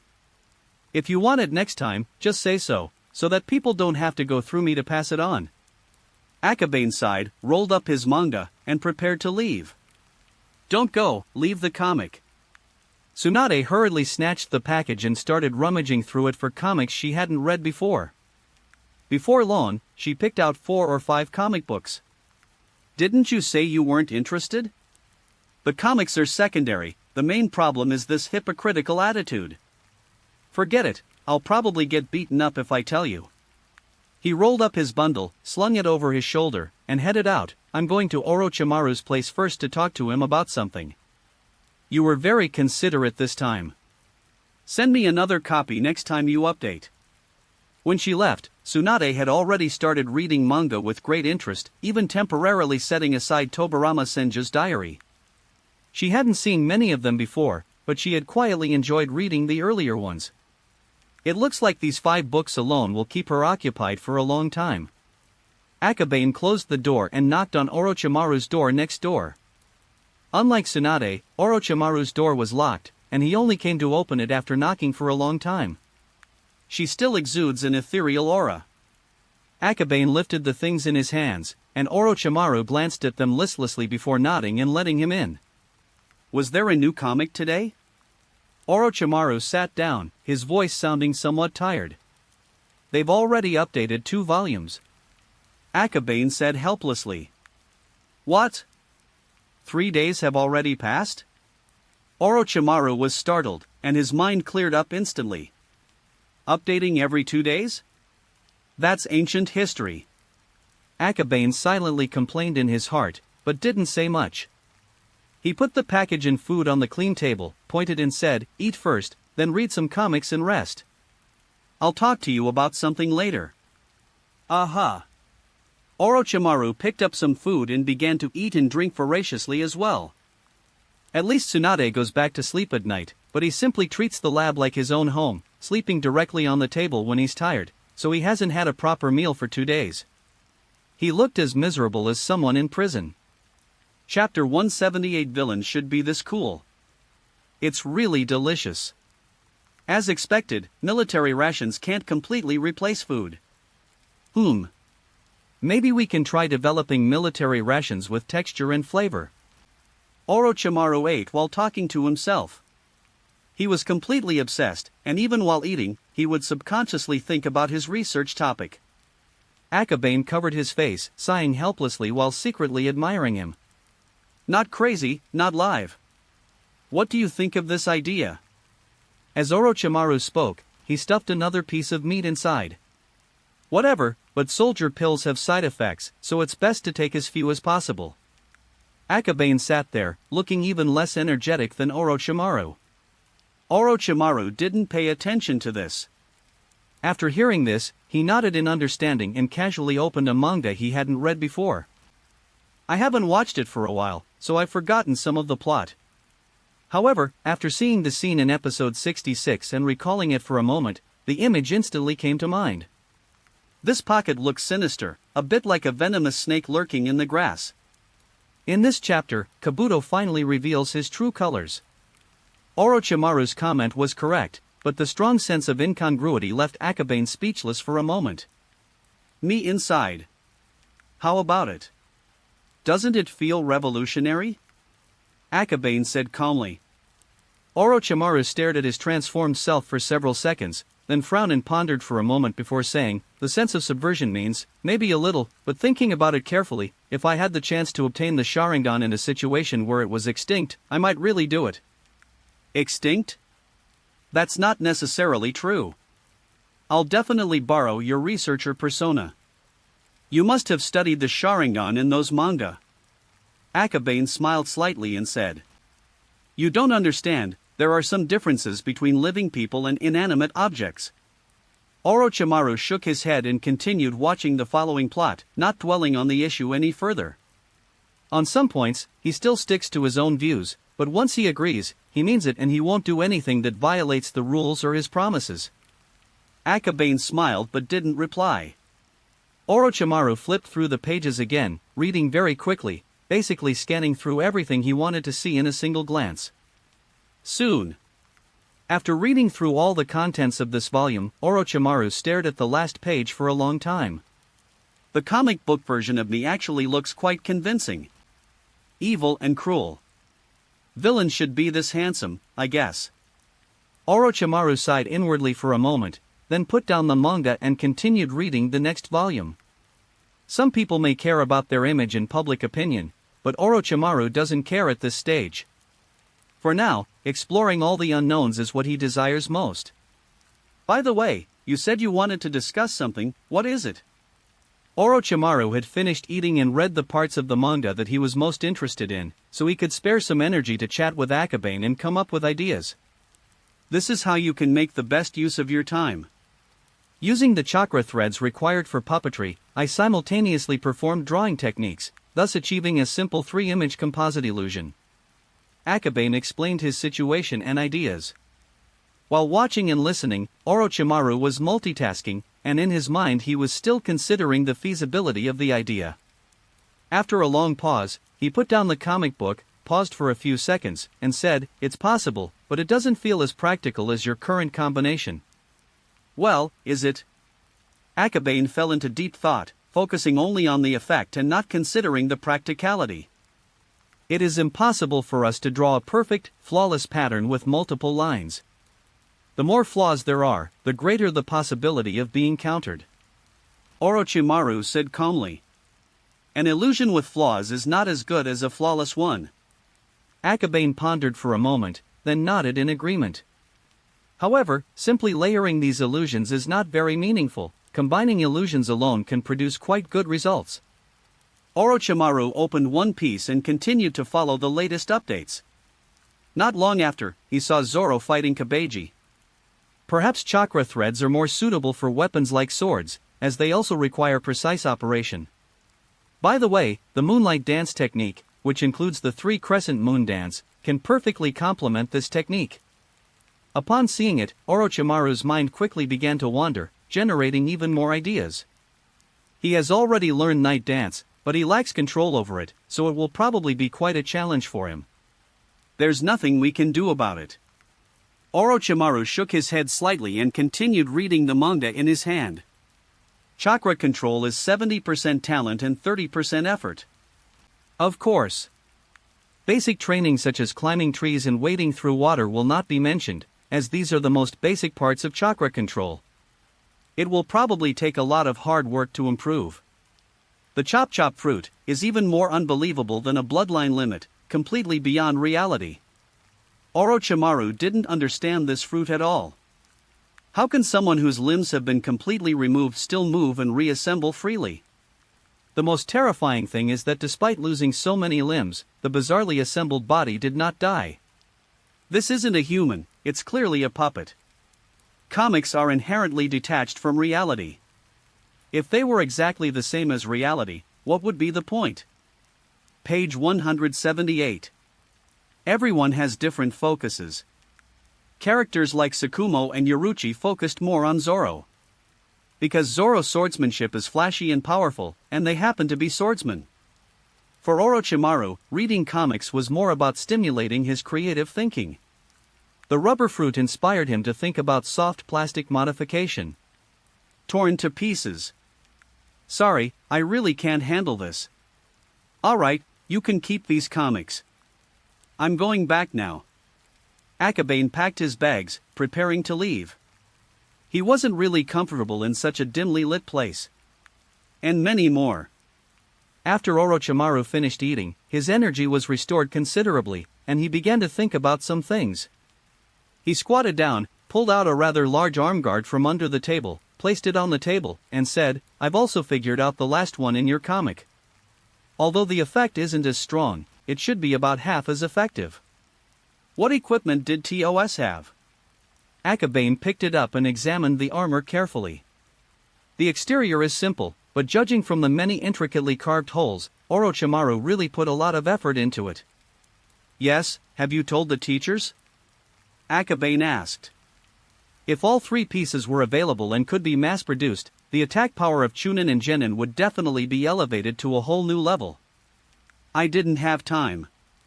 I've been researching the sound detection technology you mentioned earlier. On a table to the side, there was a bell and some strange props. In terms of technology, Akabane could only talk a lot. If he really tried to help, he would only make things worse. So he only glanced at it and then stopped. He examined the armor carefully, pondered for a moment, and said, This hole seems to be quite ingenious. The size and number of holes will affect the quality of the sound waves. I have detailed experimental data here. The one in your hand is the type that I have compared and found to be the most suitable for combat use. Improper use of sonic weapons can also cause damage to oneself. For example, Orochimaru's ears clearly show signs of chakra stimulation therapy. The data should be filed and stored in a dedicated cabinet. I will write the reports. Akabane weighed it in his hand. The armor was quite heavy. Ordinary genin would basically have to give up on this weapon. Hey, that's a great idea. Once the research institute is established, we can set up an archive room to store the experimental data we develop. That way, it will be much easier to find this data when we need it for the development of other ninjutsu or ninja tools in the future. Orochimaru's eyes lit up. and he picked up the pen next to him and quickly wrote down his thoughts on the paper. After writing this, he looked up at Akabane. He didn't speak, but the meaning was self-evident. Akabane fell silent. In his previous life, he was just an art student and knew very little about laboratory procedures. That's all he can say at most. After racking his brains for a long time, he said again, it would be best to establish a patent system. For example, if you develop a ninjutsu, the village will have to give you benefits if they want to use it, and a certain clan will also have to give you benefits if they want to use it. Patent system. Orochimaru was a smart man and immediately understood the benefits of this system. Research and development is very difficult. Not everyone is a genius like him, a disciple of the Hokage, who is highly regarded by many parties and has no shortage of money and resources. This system protects ordinary ninjas and weak clans who develop their own ninjutsu. However, thinking about this, he suddenly realized, so, if I get inspiration from your comics and develop ninjutsu, shouldn't I also have to pay you patent fees according to the patent system? If I have a fairly complete explanation and concept of a certain ninjutsu, and you develop it according to my principles and concept, then I will have a part of the patent. In addition, patent registration can also avoid redundant research and development. Akabane didn't know the specifics of the patent either, since he wasn't a legal professional and only had a superficial understanding of these matters. But even if it was only half-baked, it was enough for the young Orochimaru. He nodded repeatedly, taking notes as he listened, and said in agreement, "This is a good approach. Registering ninjutsu patents can prevent researchers from wasting time studying existing ninjutsu." Well, I'm glad you understand.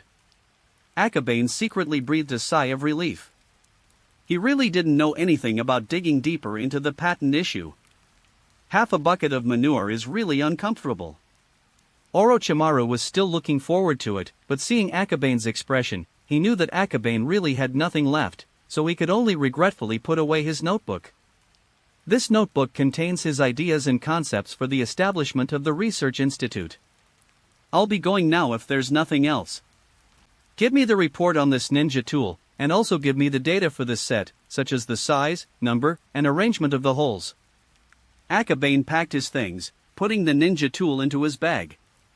He then copied the data before preparing to leave.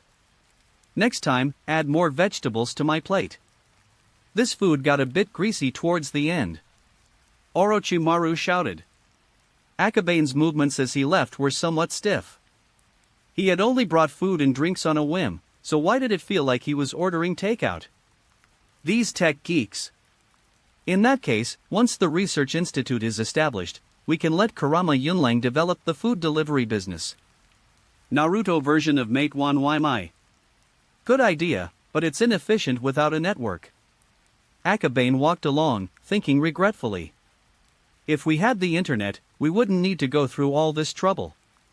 For example, selling comics would be much simpler, we could just put them online. Chapter 179. This kid has potential. The internet has always been a problem that Akabane urgently needs to solve, and he had previously considered many solutions. For example, the telepathic techniques of the mountain tribe.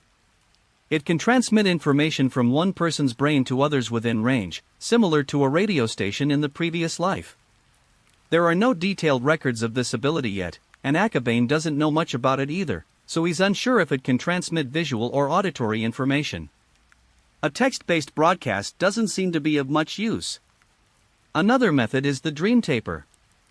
The dream world of the Baku can also be connected in a wide area, forming a local area network effect. However, its own summoning beast is too weak, and its own mental power is not enough to build a dream local area network. I circled a few key questions for it last time. I wonder if it reviewed them when it got back. According to it, the Dream Eater clan has a secret technique to connect with the mental power of contractors. If one could learn that technique and borrow Akabane's mental power, one could completely construct a large-scale local area network. By then, borrowing the Dream Online Ninja Village War will not be a problem. I hope Dreamweaver can graduate soon, otherwise I'll really have to find a different summoning target. Akabane left the Ambu, pondering to himself. There's a problem with changing the summoning target. Dream Eaters with intelligence like Dreamweaver are probably quite rare. Although there might only be one, I imagine everyone knows them. What if the one summoned is a relative of the Dream Weaver? Wouldn't that be awkward? It's so uncomfortable. After returning home carrying the protective armor, I still had to work overtime to finish the research report.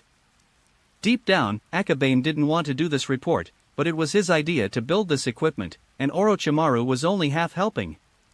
It would be a bit unfair of him not to take over the report. There was no other way but to do it myself. Having data and physical images makes writing reports much easier, since there's no such thing as plagiarism detection in this world and no CNKI, China National Knowledge Infrastructure, so there's no need to worry about being caught referencing other reports. Therefore, Akabane recalled some words from the second generation's diary and used them in the report. Not long after, a professional research report was produced.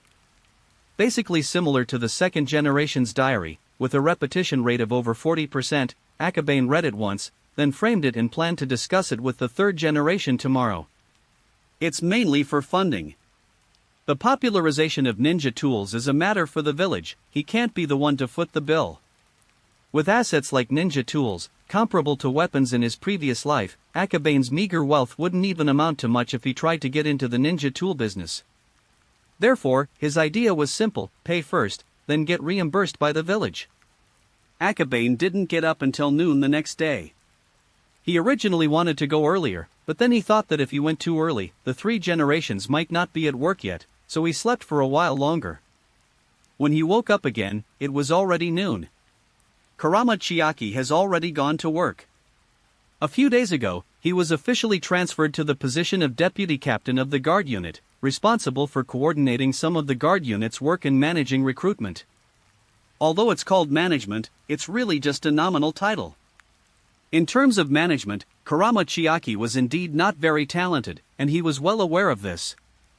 Therefore, adhering to the principle of doing less and making fewer mistakes, he basically just observed and did not speak in the guard unit for several days, maintaining friendly relationships with people. After the Uchiha clan was wiped out, the remaining members became much easier to get along with. In addition, Kurama Chiaki was kind and gentle, so nothing bad happened for a while, and he became more and more recognized. Akabane got up at noon, ate a few bites of food, and then quickly headed towards the Hokage building. He's quite proactive when it comes to money, especially since the amount is quite large. 3 generations in the office. The change of power is not so simple. Coordination is required among all the clans, especially the Hyuga clan. Previously, the village supported the Hyuga clan in fighting against the Uchiha clan. The Hyuga clan leader has always adhered to this philosophy, and there is a strong tendency for the Hyuga to fight the Uchiha to the death. However, who could have imagined that the Uchiha would surrender in the blink of an eye? As a result of the reorganization of the guard unit and various changes, the Hyuga clan's position became extremely awkward, especially with the Hyuga clan head intentionally pleading his case and exerting pressure. Therefore, the third Hokage has been dealing with matters concerning the Hyuga clan recently. How to arrange it is a very important question. At that moment, Akabane knocked on the door. If this kid contacts me first, it can't be anything good. The third generation muttered a complaint under his breath, then shouted, "The door's unlocked, come in." He, greetings, third generation lord. Akabane greeted everyone with a smile before slowly walking in. Get to the point, I'm very busy. The third generation looked up and glanced at it. Carrying a package? He was holding a scroll, which looked like some kind of report. Could it be that the comic has been updated? Do you still remember the Sound Ninja trio from my manga? I asked Orochimaru to make those 3 ninja tools. 2 of them have already been completed, and now the most difficult third one has been successfully made. As Akabane spoke, he took out the package from his back and placed it on the table. Oh! The third generation was surprised for a moment, then stood up and carefully opened the package. A piece of armor. There are many holes on it, and each one seems to have a particular size, specification, and arrangement. It is clearly a piece of exquisite work. After examining it carefully for a long time, he wanted to try it on, but considering that this was an office, he had to give up the idea for the time being. Page 179. This is my research report. You can take a look at it. Later, it needs to be sealed up and put into the research archives of the Institute. Akabane handed over the report. The third generation took a look and found it full of professional text, but the writing style seemed somewhat familiar. Without thinking too much about it, he looked at it from top to bottom and finally nodded repeatedly, saying, "Not bad, not bad, Orochimaru is indeed very talented in this area." What about funding? Akabane chuckled. These sophisticated ninja tools require a lot of capital and generate substantial profits. Regardless of which factory makes them, he and Orochimaru can earn a considerable cut. This ninja tool needs to undergo strength testing. Once the factory produces a few samples and they pass the tests, funding will definitely be no problem.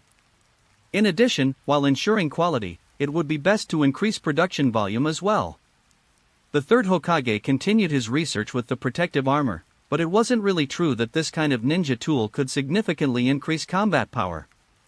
After reading the report and observing it further, he concluded that this ninja tool would be useful at most to Chunin, and would no longer be needed at the level of elite Chunin. However, the most numerous class in the war was precisely the middle and lower ninja. Elite Chunin and above are all squad leaders. They wouldn't need mass-produced ninja tools like these. Therefore, the value of the three-piece set is beyond doubt, and it would be a good thing for Konoha if as many pieces of it could be equipped before the outbreak of war. That's good, then it's alright. Akabane handed over the report and ninja tools, and after receiving a reply, prepared to make his escape.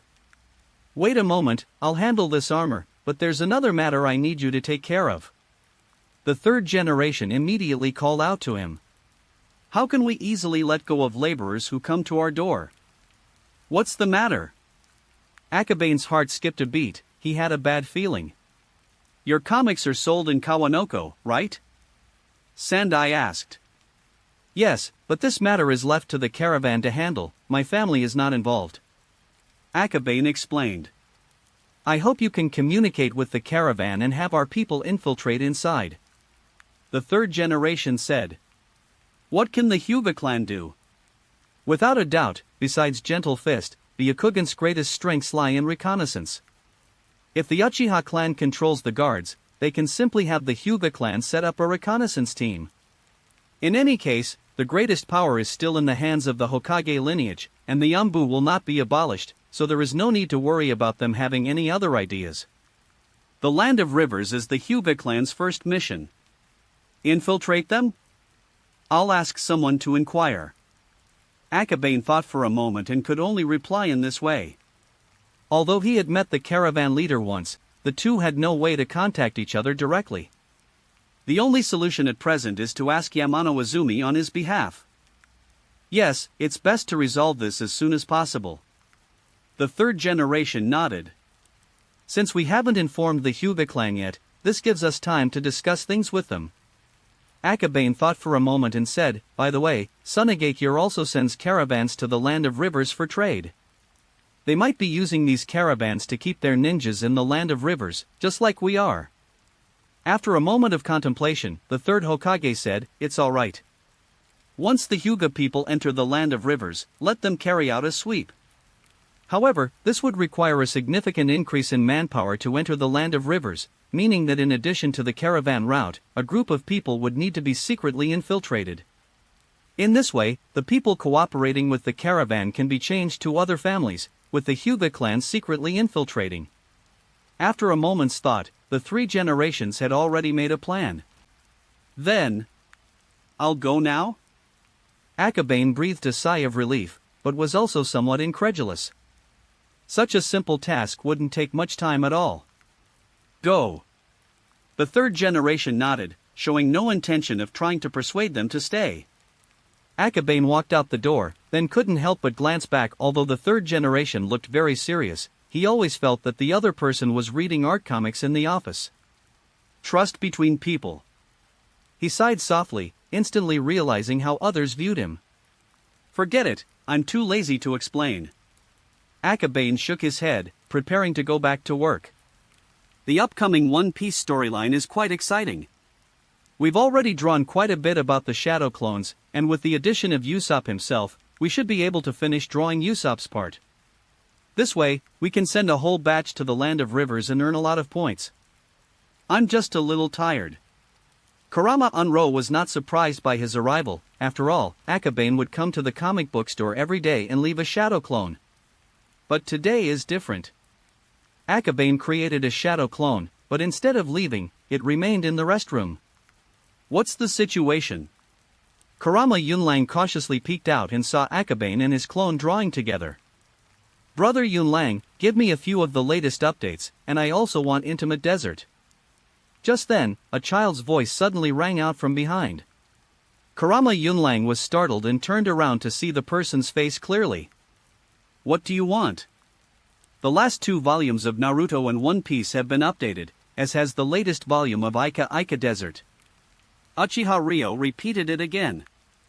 Both Akabane and his clone, who were painting inside, couldn't help but get up and peek outside to observe. This kid has potential. He's bolder than 3 generations ago.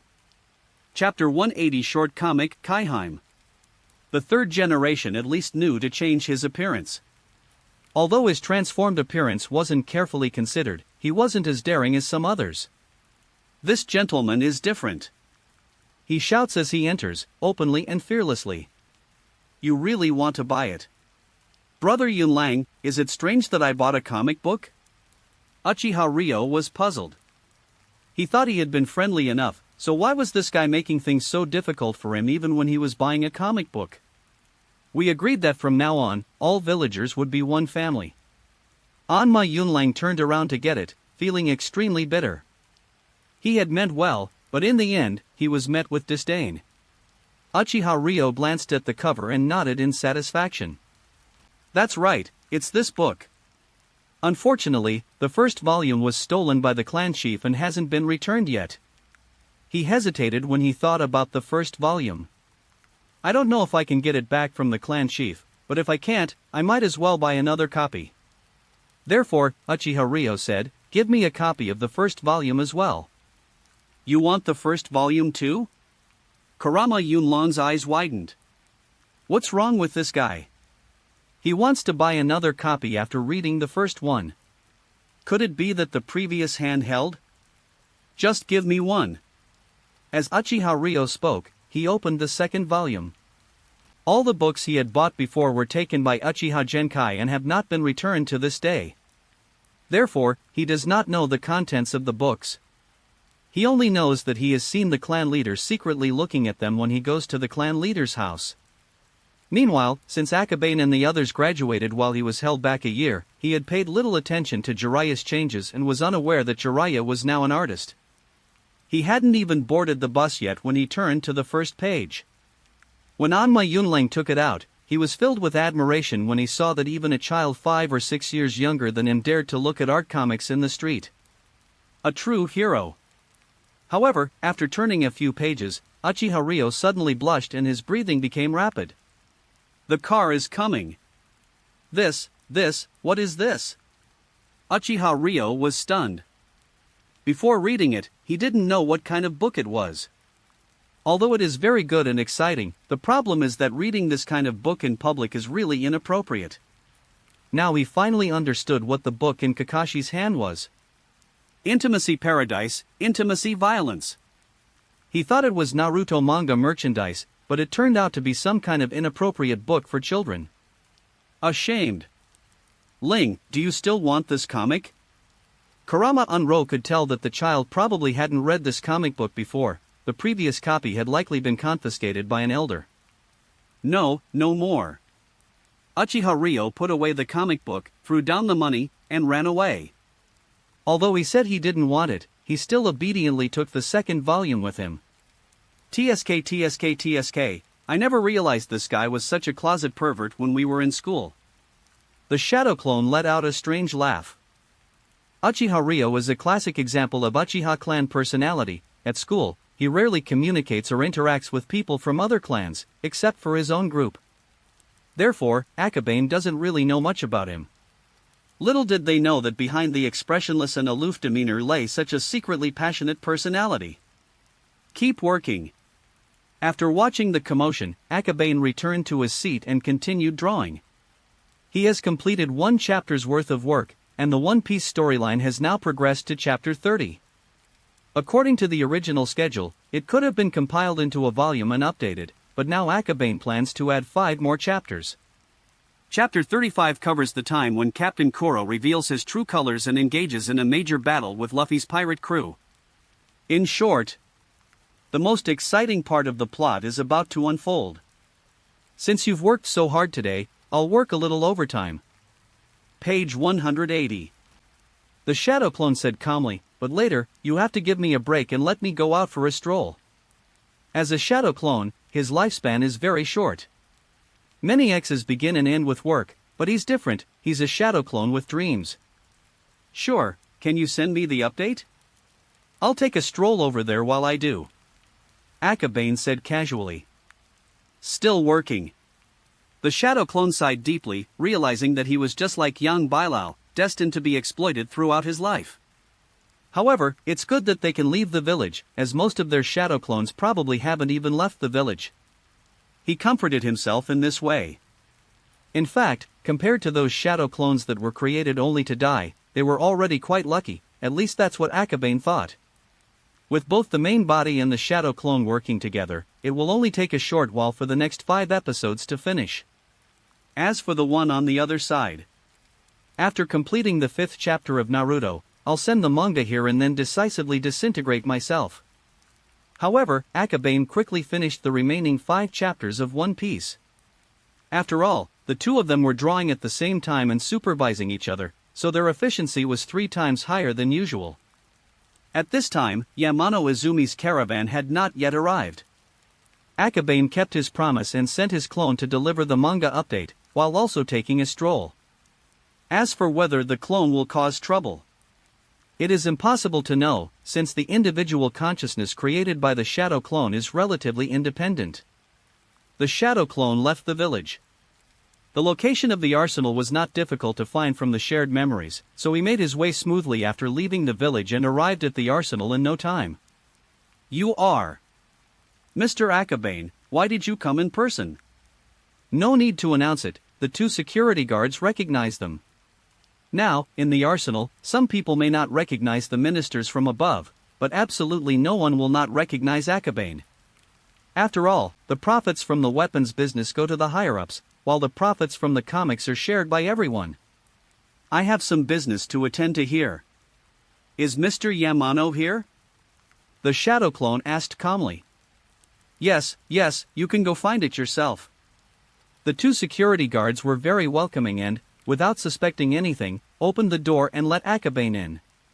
If we were to replace them with someone else, we would probably have to conduct a thorough review. Thank you. Akabane entered, took the familiar route, and found the mountain spring inside. Yamano Izumi looked very surprised. Unless there is something very important, Akabane will not personally go to update the manga. Is it a shadow clone or someone in disguise?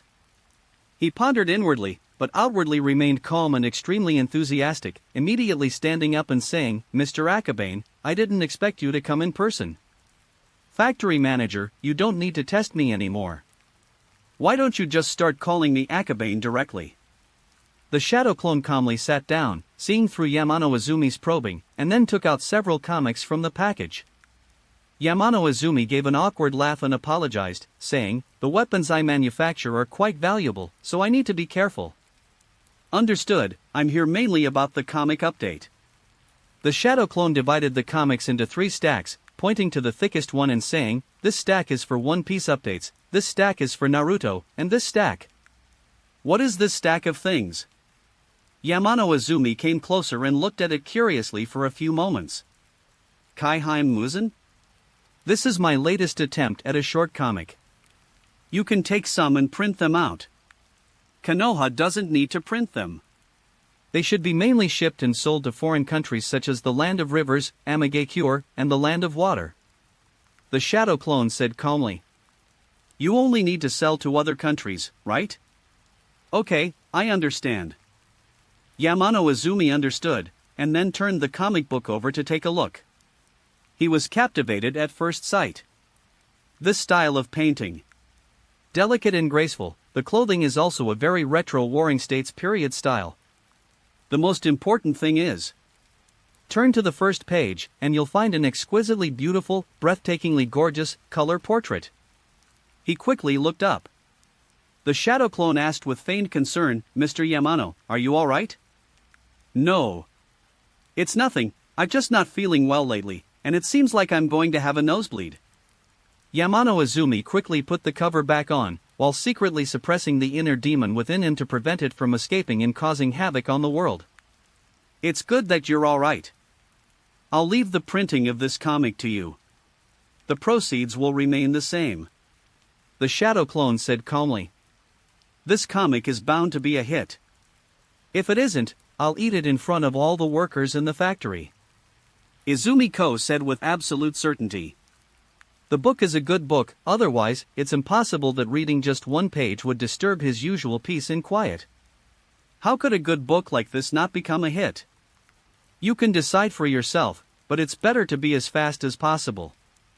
After the shadow clone finished speaking, it took out the stack of One Piece updates separately and said, there are 10 chapters here. You can compile them into a booklet and print it out. Clear. Shan Yechuan Hong nodded. The shadow clone nodded slightly, then said with concern, Mr. Yamano, if you are not feeling well, please take care to rest. Eat more good food to replenish your nutrition, otherwise it will be very troublesome for me if you collapse. Of course, of course. Yamano Izumi laughed wickedly without any attempt to hide it. Akabane's clone didn't seem to care, and after putting down the manga update, he got up and left. There is still some chakra left in the body, enough to sustain the consumption for a while longer. If it ends now, the original party will immediately receive the news, and his hard-earned work may be lost. After he left, Yamano Izumi excitedly picked up Kaiheim. He looked at the cover carefully and noticed that the name on the cover was not Kurama Akabane, but Shinosuke. However, he didn't care. Painting this kind of picture and changing the name to something unrelated to himself would indeed make it easier for people abroad to accept it. His focus was not on the artist's name, but on the content. He turned to the first page, studied it carefully, and then turned to the next page to continue reading the comics. I thought Akabane couldn't draw like this, but it seems I was too naive. When Yamano Izumi saw what was behind him, his heart pounded violently. Bravo! Chapter 181 Just one look, just one look. My day. Akabane cursed in frustration. After thinking it over and over, I thought there was no problem, but in the end I was still tricked. Kaiheim Muzan? That guy actually came up with that idea. Truly worthy of myself. Akabane sighed softly, somewhat helpless. To be honest, he himself did not object to these comics, otherwise, he would not have been so well read and knowledgeable in his previous life, let alone guided Jiraiya to complete such a work. However, the premise is that he himself does not participate. Deep down, Akabane felt that such artwork was undignified and not the style of a great manga artist. However, since things have come to this point, the Shadow Clone has already made a contract with Yamano Izumi on his behalf, and there is no point in going back on it now. As Shadow Clones, they understand the original body quite well. As long as there is a large gap between the facts occurring and the information feedback, Akabane will gradually accept the facts and will not take any measures to stop it. It's not that I can't, it's that I'm too lazy to do it. Of course, this is on the premise that the use of shadow clones will not actually harm the original body and will instead benefit the original body. For example, art comics. Even if it's a special category, it can still increase your points, right? Mosquito meat is still meat. Akabane Mimi ate dinner and then sat down to rest, comforting herself in this way. Akaba, Kiyotsuki hasn't returned for 3 days. What happened? Saki cleared away the dishes and asked with some concern. She always felt a sense of emptiness after suddenly losing her youngest daughter. She is practicing a special sealing technique with Lady Mito, and her chakra is not very stable. Lady Mito needs to keep an eye on her at all times, otherwise she may be in danger. Akabane offered an explanation. Ugh, I don't know what to do lately. I'm even losing interest in reading comics. Please speed up the updates. Waiting for them every day is so boring. Kurama Saki sighed and urged him on. Aside from being a mother, she is also a loyal manga fan of Akabane, watching Naruto and One Piece without missing a single episode. Akabane was pleased that she accepted the manga, but strongly condemned and expressed dissatisfaction with the pressure to release more chapters. 5 chapters a day, what more do you want? And so, he went upstairs to sleep. Early the next morning, Yamano Izumi's caravan slowly entered Konoha and arrived at the comic book shop along the outer road. Yunlang, opening the shop so late tonight, be careful, Chiyu will scold you. When Yamano Izumi saw Kurama Yunlang setting up his stall, he called out from afar, and then made a small joke as he got closer. You're right, I always open the shop at this time. You're just too early.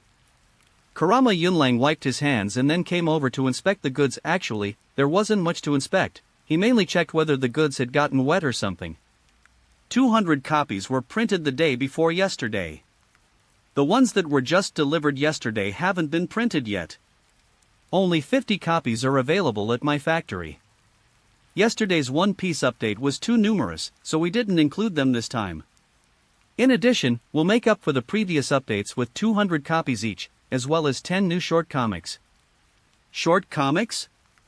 Kurama Yunlang was slightly taken aback, as he had never heard Akabane mention any new comics being drawn. No. It was drawn by an artist named Shinosuke.